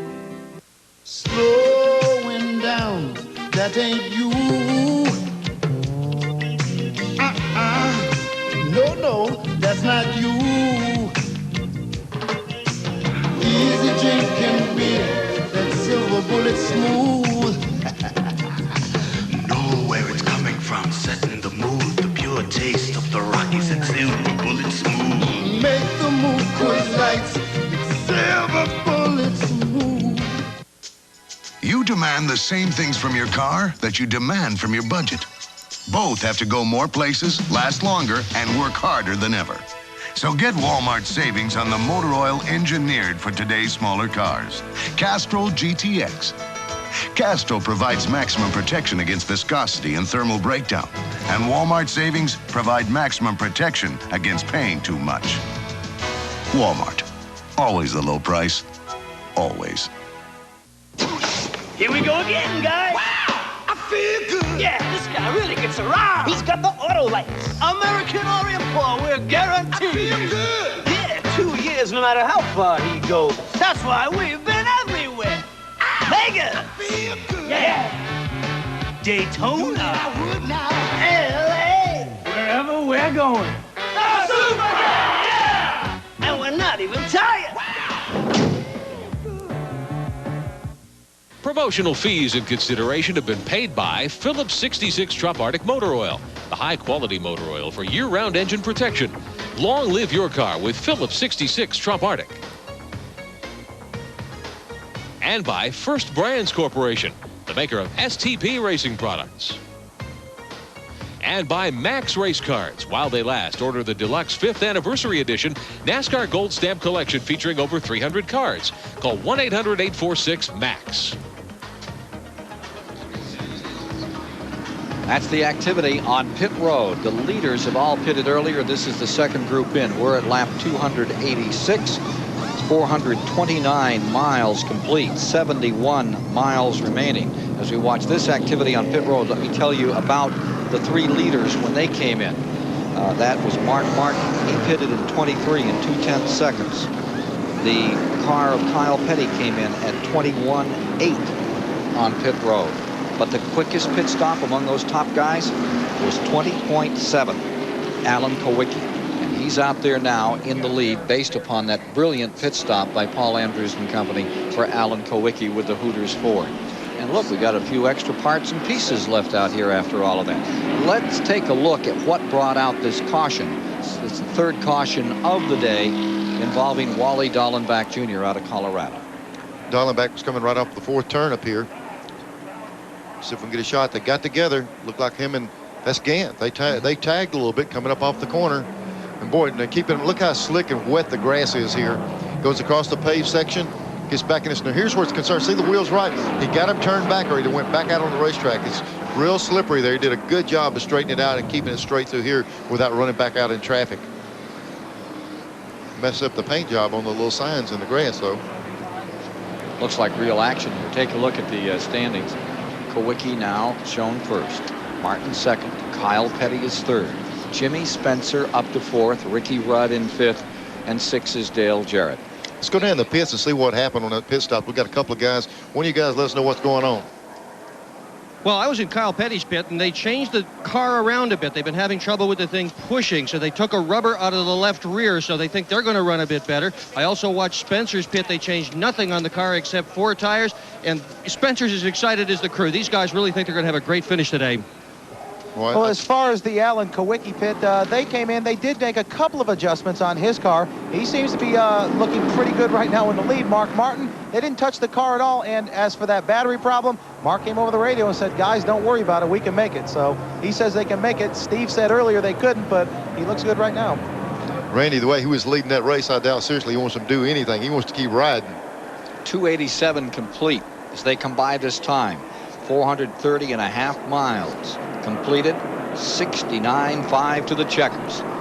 Pace car is in, ready to go once again as they line up. Kowicki first, Martin second, Petty, Spencer fourth, Ricky Rudd, Dale Jarrett sixth, Elliott, Ernie Irvis eighth, Ken Schrader rounding out the top 10. Harry Gant, those are the 10 cars in the lead lap. 11th, 1 lap down is Terry Labonte as they dive into turn number 1. Be watching to see if they helped Kyle Petty's car. He did make a change just now before he was on, see if he can get it back like he had it earlier.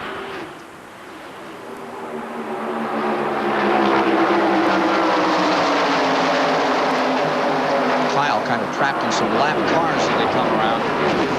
Kowicki breaking away. Gets himself a 5-6 car length advantage. the 94 car, Labonte, and the 8 car of Trickle just in front of Kyle Petty, who hangs on the bottom of the racetrack.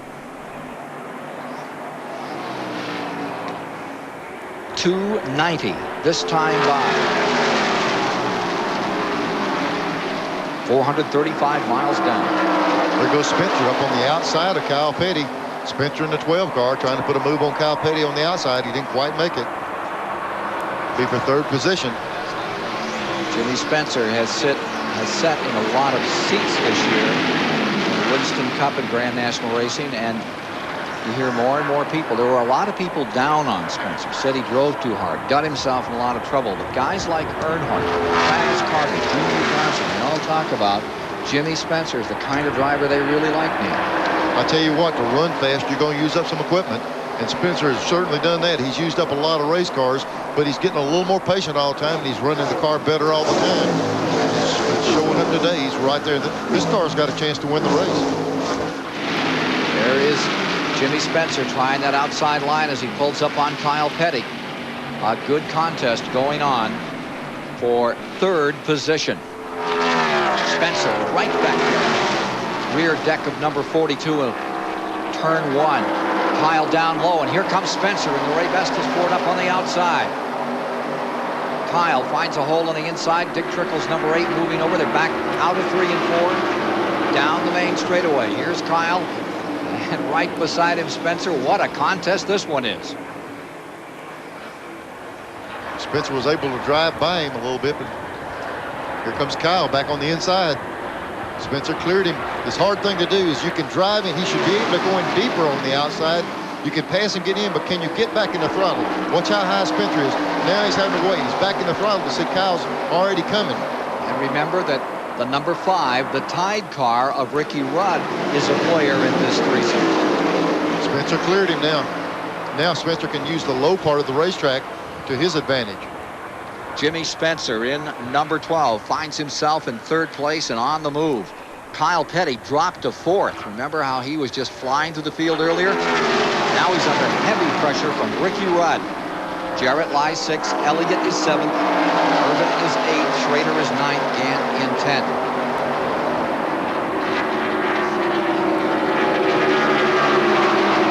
There's Spencer picking off some of the lap traffic. He's going under Terry Labonte. He's got one more lap car in between him. He's got Dick Trickle in between him. Here we are with Elliott. There's Spencer right here. He's got Dick Trickle in the Snickers car and directly in front of him before he gets a run for the lead. Jimmy Spencer on a roll up into third spot for the Allison team as Alan Kowicki stays first. Mark Martin stays in second spot. Looks like somebody is slowing down dramatically. It's number 11 coming out of turn number 4 in big trouble. Bill Elliott, the Junior Johnson Budweiser car, slowing down on the outside of the racetrack going into turn number 1. It shows you how crazy them there. Davey Allison just went by on the inside. We were sitting there looking at what a game Elliott was going to have and pull out, and then he has trouble, and it might close it back up with Allison and with Kowicki now. Now let's check the cars that have retired from the event. How many do we have out? 2, 4, 6 officially retired from 40. There's that big point sweep with these big fields. The key is here, will it keep running? Is it blown totally up? If it'll just keep going around this racetrack, but here he comes in pit road. What they're hoping for is if they've got a problem, it's not terminal. Let's see if he's going to go back behind the wall or if it's something that can be remedied. Looked pretty serious when he came by. He's headed for the pits. Bill Elliott's car number 11. Dick Berggren is standing by with the Winston Cup point leader. Well, Ken, Junior just said they have a flat tire. They think they have a flat tire. They're going to do 4 tires, and hopefully they'll find the one that's making this car handle not as well as it should. The engine on pit road sounds just fine. Everything else looks all right as well. No, they're going to look at the right rear. Several crew members now looking at the right rear. That's where the track bar attaches. They're shaking their head. This does not look good. He's been in here a long while. Right side still up. Elliott with a serious problem in the right rear corner of the car. Junior Johnson walking around the car in the red sweater. NASCAR official standing beside him.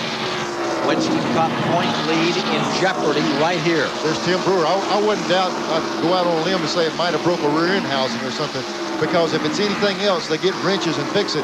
That big puff of smoke might possibly be grease coming out of the rear end. Meanwhile, Alan Kowicki leading. Mark Martin in second. That's how close it is for the lead. In the $891,000 Mello Yello 500, Jimmy Spencer lies in third spot. The two leaders sliding out of turn number 4. Down they come. And then it's an interval of, what, 3.5 seconds back to number 12. Jimmy Spencer just behind Dick Trickle in third spot. It's going to be a wild finish to this one. 300 laps complete when they come by this time. Bill Elliott still in the pits. So Bill Elliott is in the pits. Here's the situation. We're now at 300 laps when they come by. Just 34 laps to go. Stand by. We're in for another great Charlotte finish.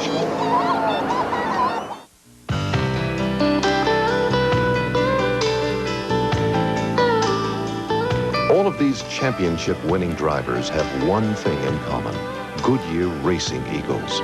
The race-winning technology that's found in the Goodyear Racing Eagles can also be found in the world's best-selling line of high-performance street tires, Goodyear Eagle Street Radials. The champions know, and it's why we say the best tires in the world have Goodyear written all over them. When 280 seemed out of reach, it's Joe Amato and Autolite who punch it. The wall goes to 290. Connie Coletta and Autolite smash it. 300, the barrier. Kenny Bernstein and Autolite shatter it. Autolite and the Record Breakers. Wow, I feel good. We feel pretty good about that. The other day I get in my car, won't start. No small problem, right? Well, I figure it's the battery, so I go down to the AutoZone and I tell him what I need. The guy says to me, let's check your old one first. It might not be the problem. Turns out he was right. All I needed was a new battery cable. Talk about saving money. Now you tell me, would another parts store done that? They made sure I got exactly what I needed. Now I'll remember that. Believe me, I will. Which clamp is faster? An old-fashioned screw-type clamp. Or the revolutionary quick grip bar clamp? Let's watch closely. Here they go! And it's over! Amazing! Oh. Now for the instant replay. Hey, look at that! One finger on the quick-release trigger and the bar slides right into position. And there, he's tightening the clamp by merely squeezing the quick grip handle. And it's done! You know, unlocking the clamp again was a very nice touch. The quick grip bar clamp, available wherever quality tools are sold. Well, we've just seen the 20th lead change, the most in this event since 1988, and Mark Martin now has himself first place. Alan Kowicki trying to win from the pole and collect that Unical bonus of $91,000 is second. Jimmy Spencer is third, about 3 seconds back. Kyle Petty lies fourth with Ricky Rudd in fifth. 9 cars are in the lead lap. Jarrett 6, Irvin, Schrader, Harry Gant running 9th. 1 lap down in 10th is Dick Trickle with Terry Labonte running in 11th.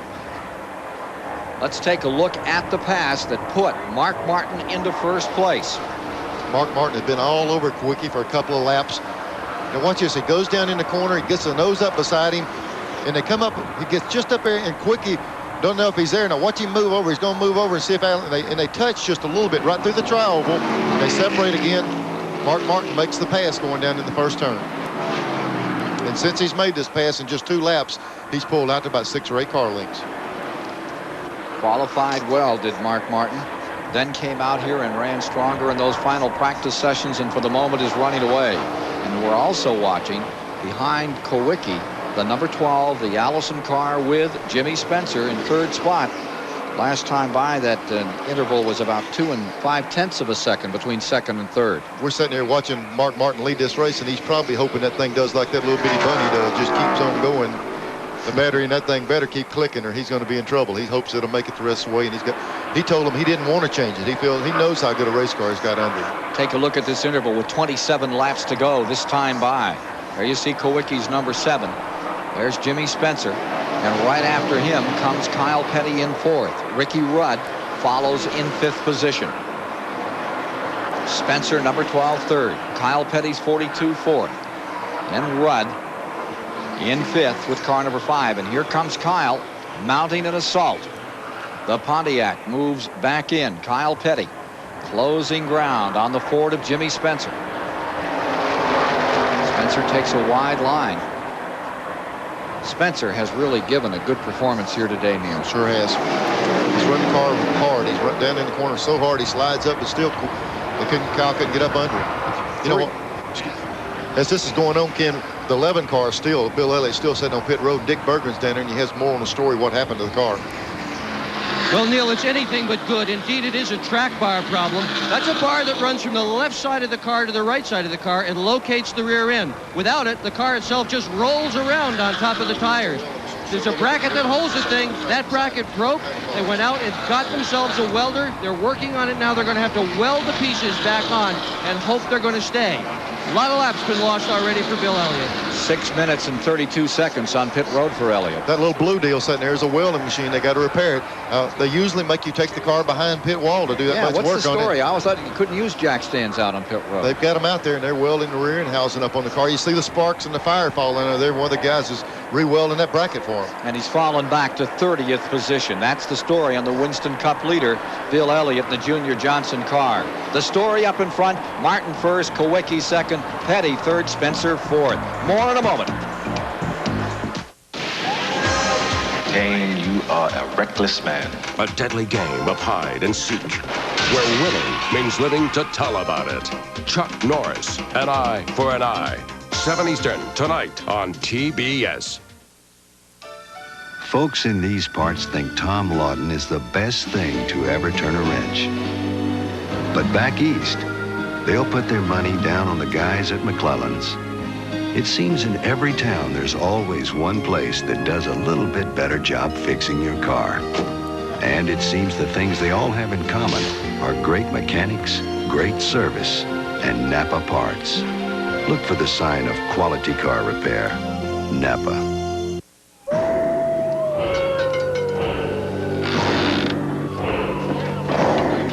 Spin the wheel. Make the deal.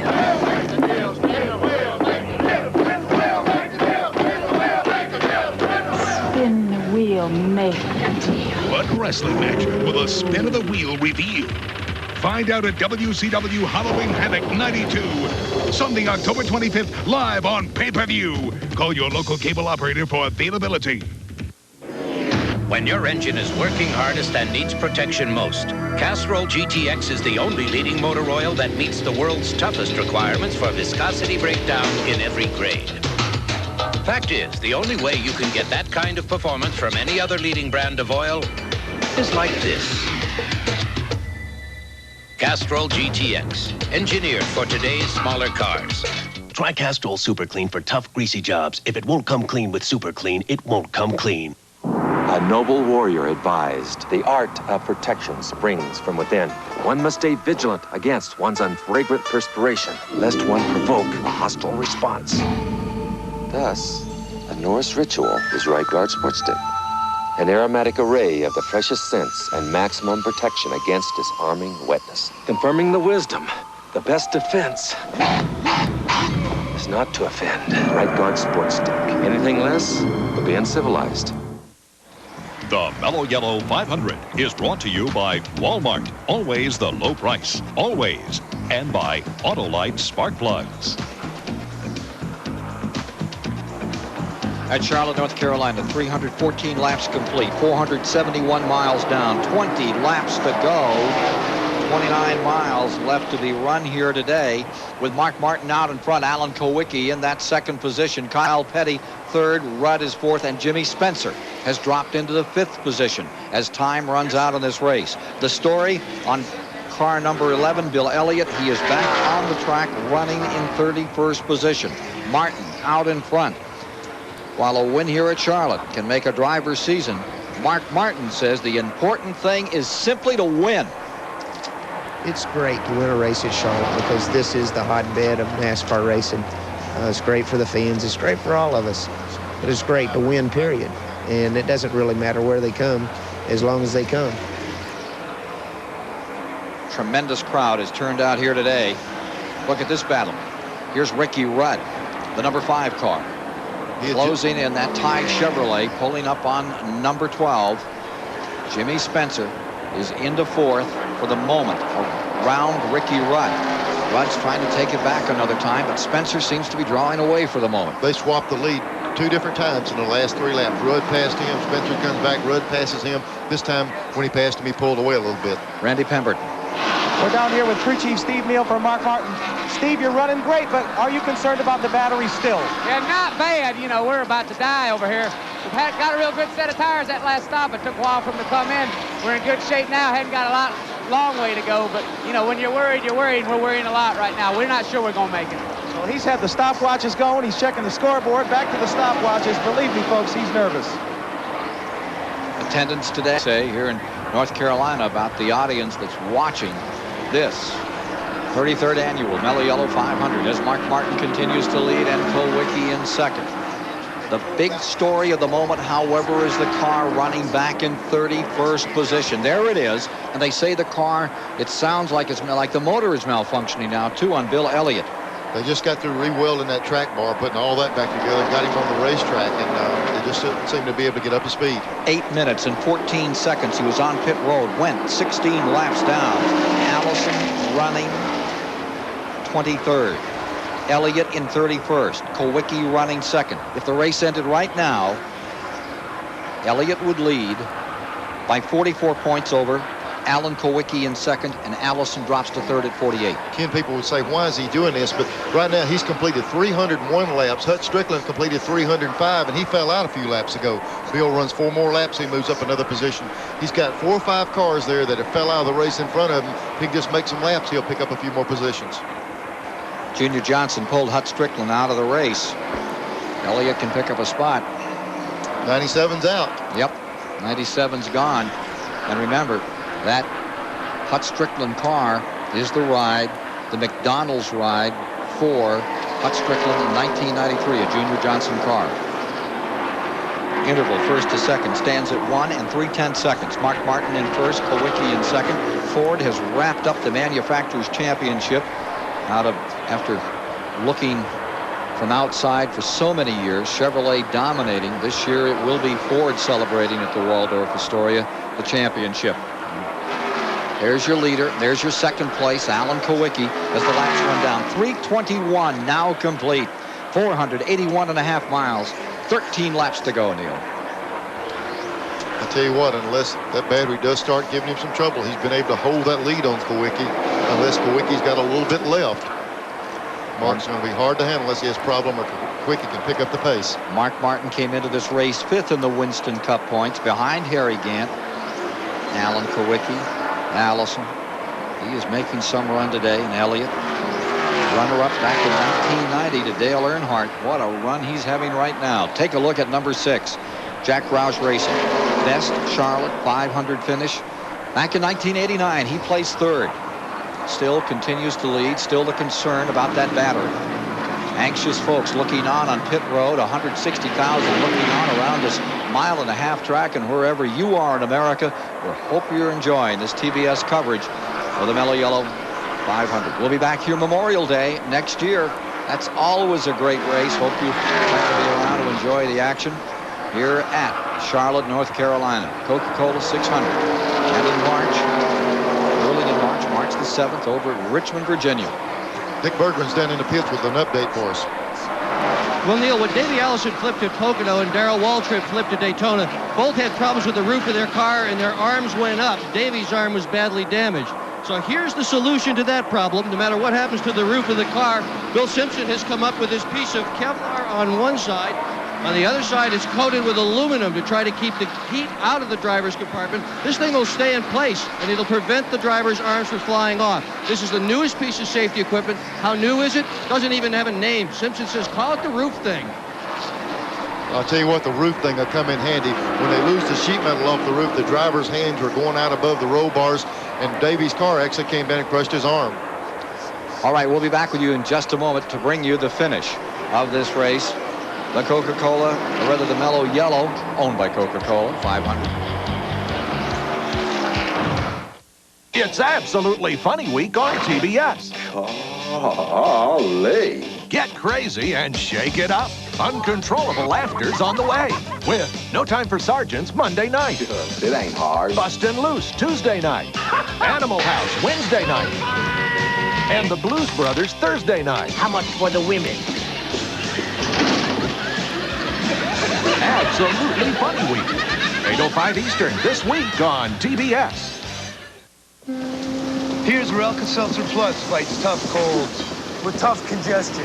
Tough aches. Tough sore throat. This is why you need a tough medicine. Alka-Seltzer Plus Cold Medicine. The leading cold pill only relieves congestion, but Alka-Seltzer Plus relieves congestion, sore throat, headache, body aches. That's tough medicine.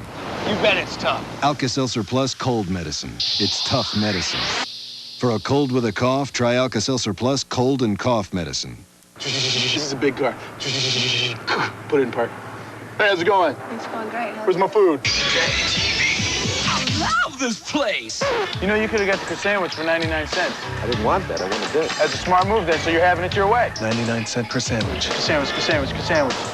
Can you do that? Croissant. Yeah, but it's called a croissant sandwich. Check in between the seats. You could reach down in there and find enough change to pay for it. You got the croissant sandwich? Is that your favorite thing to get? Yeah. It's your way right away. Love this place. Which clamp is faster? An old-fashioned screw-type clamp. Or the revolutionary quick grip bar clamp? Let's watch closely. Here they go! And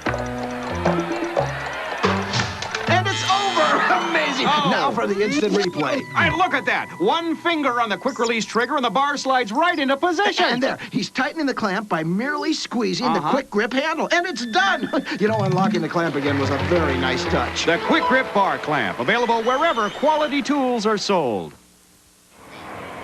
There's your leader. Out in front, Mark Martin. Looks like he has the field covered. Alan Kowicki is second. But here are the major stories that have developed as Alan Kowicki rides there in that second spot. The sixth place car, Dale Jarrett, retired.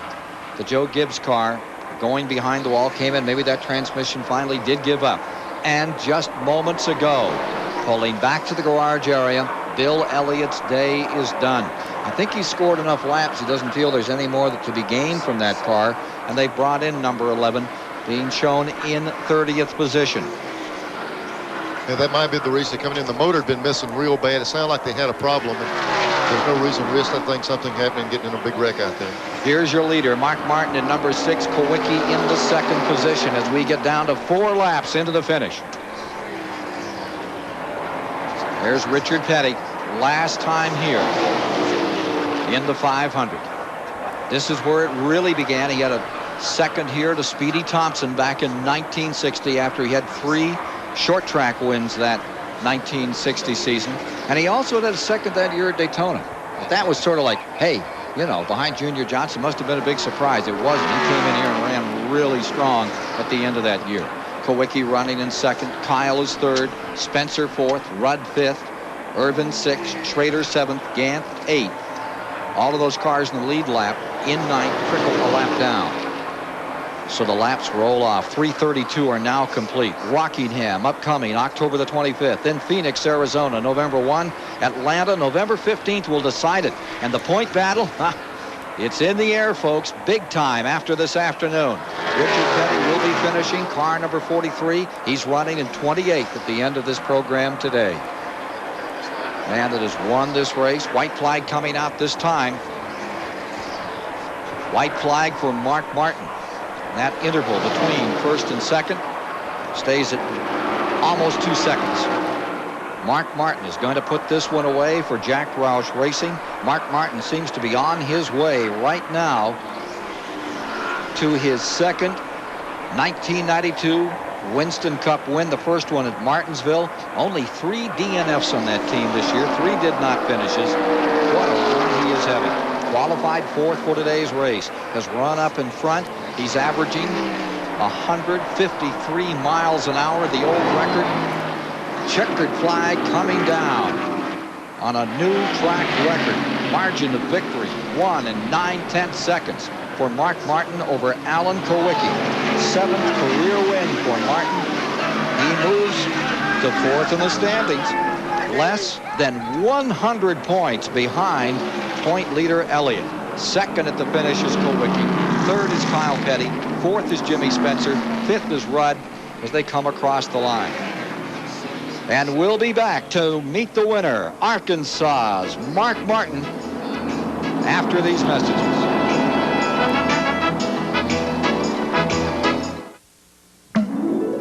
This high-performance drink cleans your fuel system to help maintain peak performance.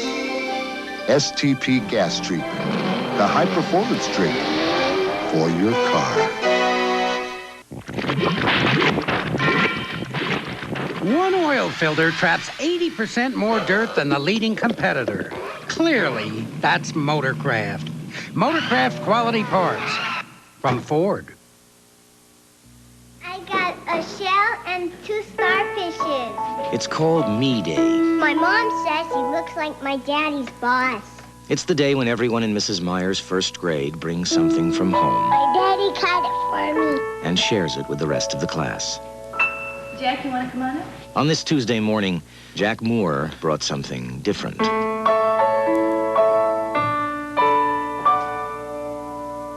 This is my dad. His name is Jack, like me. Last Saturday, we built a doghouse. Maybe someday I'll get a dog. Every Saturday morning, we let Mom sleep and we go to McDonald's together. That's where we tell each other things we'd never tell anybody else. At McDonald's, we never planned on being part of Jack Moore's Me Day, but we're glad we were. This is my dad. He's my best friend. Wouldn't it be great if your neighbor was Wally Dallenbach, the Keystone Beer Winston Cup driver? Wally, great car. Want to take her for a spin, Dave? A spin? And keep her under 170, Dave. 170? See Wally Dallenbach, or possibly his neighbor Dave, race the Keystone Beer stock car in the Winston Cup Series. Well, how'd you drive, Dave? Well, she drifts a little in 3. No problem. But we need to bleed the brakes. It's Wouldn't that be great? We'll join Gary Bender and Pat Hayden for Sunday Night NFL on TNT. Those Rams, 2-2, travel to the Superdome, take on the division rivals, New Orleans Saints, 3-2. Hard-hitting action starts tonight, 7:30 Eastern on TNT. Mello Yello 500 is over, and let's meet the man who was the crew chief, outsmarted them today, outfoxed them. Steve Neal standing by with Dick Bergman.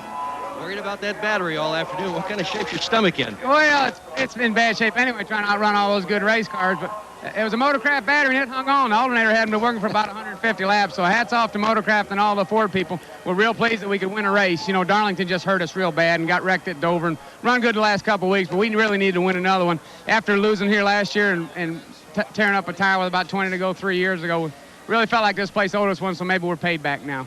This pit is empty. They've all gone to victory lane. We're going to let Steve go there, too.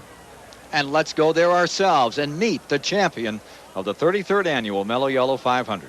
Well, this team has been on a tear lately, but Mark, you had the team a little antsy in there. I know you must have been antsy in the car.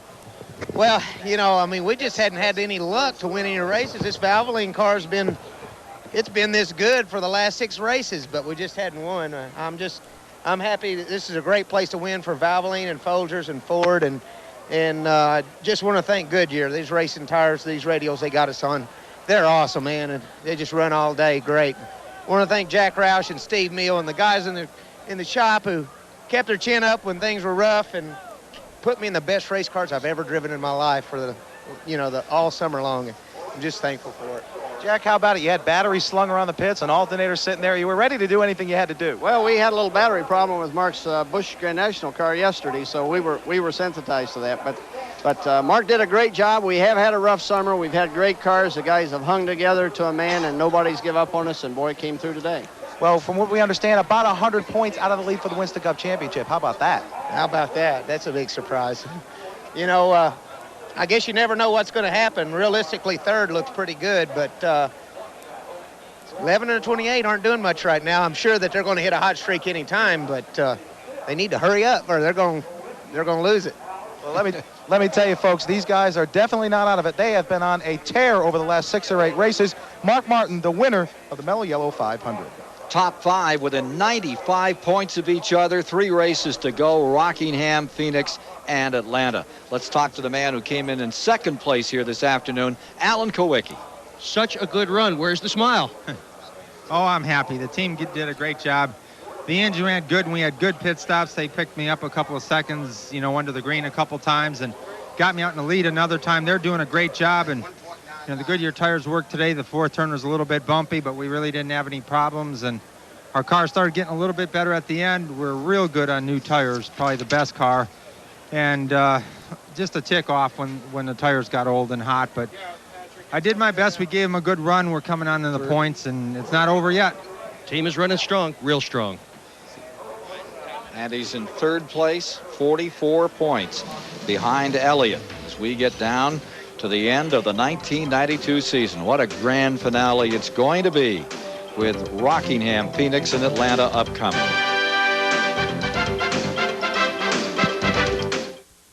Coming to TBS, 10 days dedicated to a legend, John Wayne.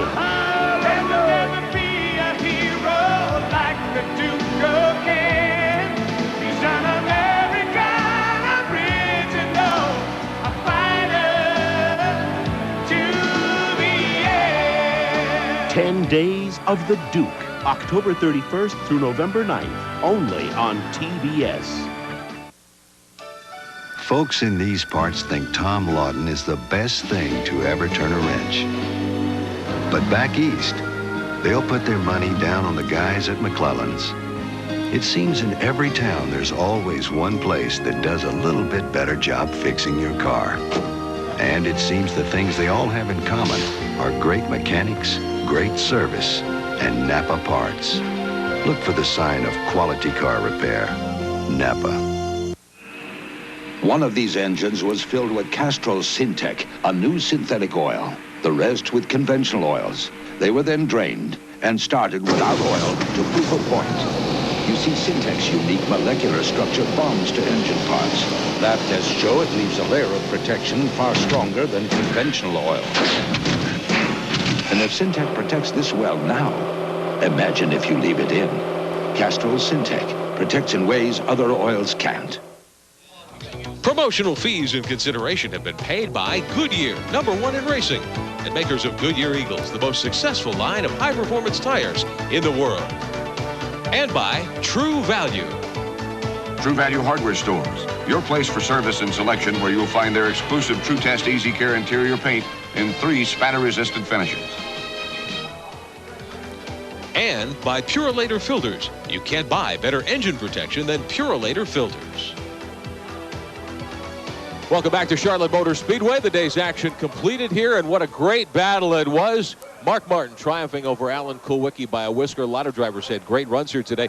Let's take you through the True Value Hard Charger standings at the end of the day. As you know, $5,000 in True Value money is up at each of the 29 Winston Cup events all year. The lap leaders score 5 points, and then it's paid off through the top 5. Mark Martin gets an extra $1,500 in his victory purse today for scoring nearly 2,000 Hard Charger points over Alan Kulwicki. Kyle Petty, who many of us thought had this race sewn up in the middle stages, didn't turn out quite that well, but Kyle finishes third over Ernie Irvin and Dale Jarrett. Of course, there's $50,000 on the line for the True Value Hard Charger Award at the end of the Winston Cup season following the Atlanta race coming up in just a few weeks. Only 3 events left in 1992. So that's the way the True Value Hard Charger situation stacked up today. One of the teams that had the strongest day of all, I think a lot of us were really pulling for him, the Bobby Allison team. Jimmy Spencer, Mr. Excitement in the chair today. Our Dick Berggren is with those two gentlemen. Well, it's supposed to take a year or two for new teams to gel. This is your first ride. How'd you do this? Well, you know, Bobby Allison gave me the opportunity Tuesday afternoon to come over and put a seat in his car, and Ray Bestis Ford, Meineke Muffler, Tic Tac Ford ran excellent. You know, Jimmy Finning won the Western Auto Mechanic Race Award. All weekend, you know, we've had a good weekend. You know, all the crew worked extra hard. The pit stops were fantastic. We were off a little bit, but I'll tell you what, bring home a top 5 finish. I always knew that team could run good, and it's been a pleasure to drive for Bobby Allison. Well, let's ask Bobby Allison. How about this guy? How much of it was him? Well, he did a mighty nice job. Jimmy Spencer really, really applied himself. The guys worked hard. You know, everything went together. I was really pleased that we were able to run that good for Ray Bestis. They are leaving us, but they've been a real big help to us, and we really appreciate them. And Meineke and Tic Tac also. But Jimmy Spencer stepped into this thing and just did a really, really super job for us, and I really appreciate that. Racing is never giving up. Well, Humpy Wheeler, you had a record crowd. You had a record pace, 153 miles an hour, breaks that mark of Schrader in '89. What a great day the Charlotte Motor Speedway has observed Richard Petty's last race. And he ran all the way to the checkers. Yeah, Richard did a great job for the last ride at Charlotte. But I'm real proud of Mark Martin. You know, Mark's been knocking on the door here for a number of years, and he got down. He had to go back to ASA racing, and he's come back now, and he's been so close. But, gee, he did a terrific job today, and he beat, really, the fastest car on the racetrack, and that's Alan Kulwicki. Who had qualified on the pole at nearly 180. We're excited about the fact that for the next 3 years here on TBS, you're going to be seeing the 600 and the 500 each year. Yeah, we look forward to working with TBS. Ken, you and Neil, and all the folks down in Atlanta. Going to bring them a lot of excitement. We've got a lot of things we're going to be doing to the track to improve it, to improve the racing on it. And we're really looking forward to it. Like what? Well, we got to work on that fourth turn. You know, that got rough. It got me out here last night about 12 o'clock when I wanted to be home in bed. We ended up with a 1-inch gash in it from yesterday that went about 150 feet, and we were worried about it today, but it held up pretty good. So we got to do something on that fourth turn. It's like having a beautiful golf course and having one lousy green. The green's The green's right in the middle of the groove there. Yeah. Yeah, I mean, we're not putting out there on the fourth turn. Nobody was putting out there today, that's for sure. We'll be back with more here from the Charlotte Motor Speedway, where Mark Martin reigns supreme in just a moment. Stay with us.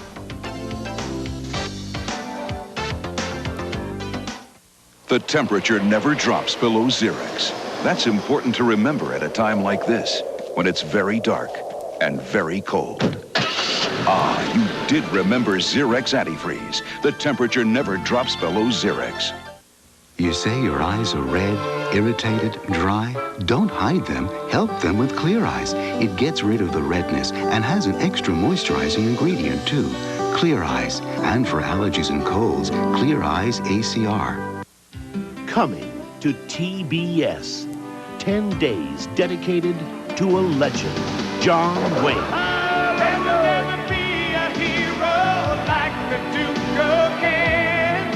He's an American original, a fighter to the end. 10 Days of the Duke, October 31st through November 9th, only on TBS. Wendy's spicy chicken. Yeah, it's different. Because Dave's different. He's a rebel. They zig, he zags. Wendy's new spicy chicken filet sandwich is a whole breast that's specially seasoned with Dave's own blend of pepper and spices. Dave, spicy? That's intriguing. What can I say? When you're hot, you're hot. Wendy's spicy chicken filet sandwich. It's caused quite a stir. A man his age shouldn't be making spicy food. Amen. You demand the same things from your car that you demand from your budget. Both have to go more places, last longer, and work harder than ever. So get Walmart savings on the motor oil engineered for today's smaller cars. Castrol GTX. Castrol provides maximum protection against viscosity and thermal breakdown. And Walmart savings provide maximum protection against paying too much. Walmart. Always the low price. Always. The Mello Yello 500 is brought to you by cold-filtered Keystone, Keystone Light, and Keystone Dry. By Goodyear, #1 in tires. By Castrol, engineered for today's smaller cars. And by AutoZone, the right parts at the right price. Kyle Petty had a great day, wound up in third spot, and let's go down and chat with the man who drove that car so beautifully out here on this 1.5-mile track. Kyle Petty staying along. Kyle, you were a bullet at the beginning, and then it just wasn't quite the same afterwards. No, I tell you, we run really good at first, come up through there, and then made a good call. Robin made a great call, and we changed 2 tires, and we got up and got in the lead, and then were able to get back and pass them and go back and lead a lot of the race, and went green for so long that we were pretty good. But I guess the same thing happened to us in May. For some reason, when the racetrack got a little cooler, the car got tight at the end, and we kept adjusting, but just couldn't get it loose enough, I guess, to get it up off the corner. So ended up third. Mark and those guys were really fast all day, and so was Kulwicki off and on. But, we felt like we ran a little bit better than that, but we're pleased with it. What they always say is if you run in the top 5, enough wins will come. Do you believe that? Yeah, I believe it. I've been running in the top 20 and win every now and then. So, you know, hopefully we'll run in the top 5, then we'll get a few more wins. What about your dad? Last race here, Charlotte. I know you've been coming here since you were a little boy with your father. What about his last run here today? Well, I think it was kind of special. You know, I think all week long the guys at the Speedway here, the Charlotte Motor Speedway, had done a lot of special things for him with the qualifying night, with the tickets, with those type things. And, you know, today they gave him a nice gift and some stuff. So I think, you know, this has been one of the most special places to run his last race at. Thank you, Kyle. And meantime, one of the drivers who generated some late excitement today, Wally Dallenbach Jr., driver of the Keystone Ford. Your teammate wins. You got everybody awakened there toward the end, sliding through the grass. What happened? That's kind of excitement I don't really like. I don't know. I thought I had Harry clean, and then next thing I know it, I was saving the race car. So he got us a little bit out of shape, and we're just lucky we didn't hit anything and tear anything up. Learning curve is well underway for you now. How does next year look? We're looking forward to it. You know, the Roush team is coming along well. It's a great win for the team, and you know, we're getting better and better every week we get out there. We need to work on our qualifying a little bit, but you know, the race car was really good. We had a set of tires that last pit stop that really weren't handling too well, but we had a real good car today. You've turned a lot of heads this season, former Trans Am champ. We look forward to seeing you at the top of the Winston Cup point standings here within a year or two. So do I. All right. Thank you, Wally Dallenbach Jr. 3 caution periods for 10 laps in this race, Neil. And last week, caution-free last Monday up at North Wilkesboro. Is this a trend? I tell you what, they're getting these cars pretty bulletproof. They're able to run the entire distance without motor problems and stuff, and the driver's doing a good job. 2 of those were debris today, so we really just had one legitimate caution. It was a problem, and looks like these races, they better learn how to go green to keep up front now. Now, what do you think about this finish with now 5 competitors so tight together in this point battle? We get down here to Rockingham, the old tough monster mile, and you go out to Phoenix, that great track that Buddy Jove has, and then, of course, to Atlanta to decide it all. The last few weeks, or even the last month, they've been trying to narrow it down to 2 people. That's not the way it works in the sport. It takes care of itself, and the guys, the 2 we were talking about, are in trouble now. They've got other people crawling all over them. The points battle is still up in the air with just a few races to go.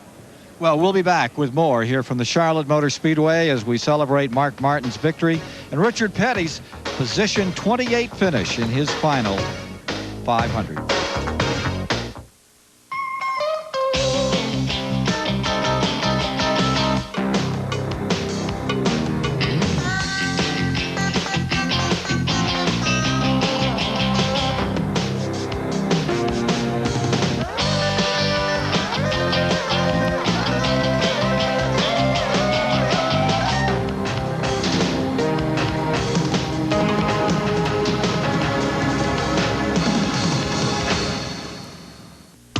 Today, performance cars come in a variety of designs, sizes, and even prices.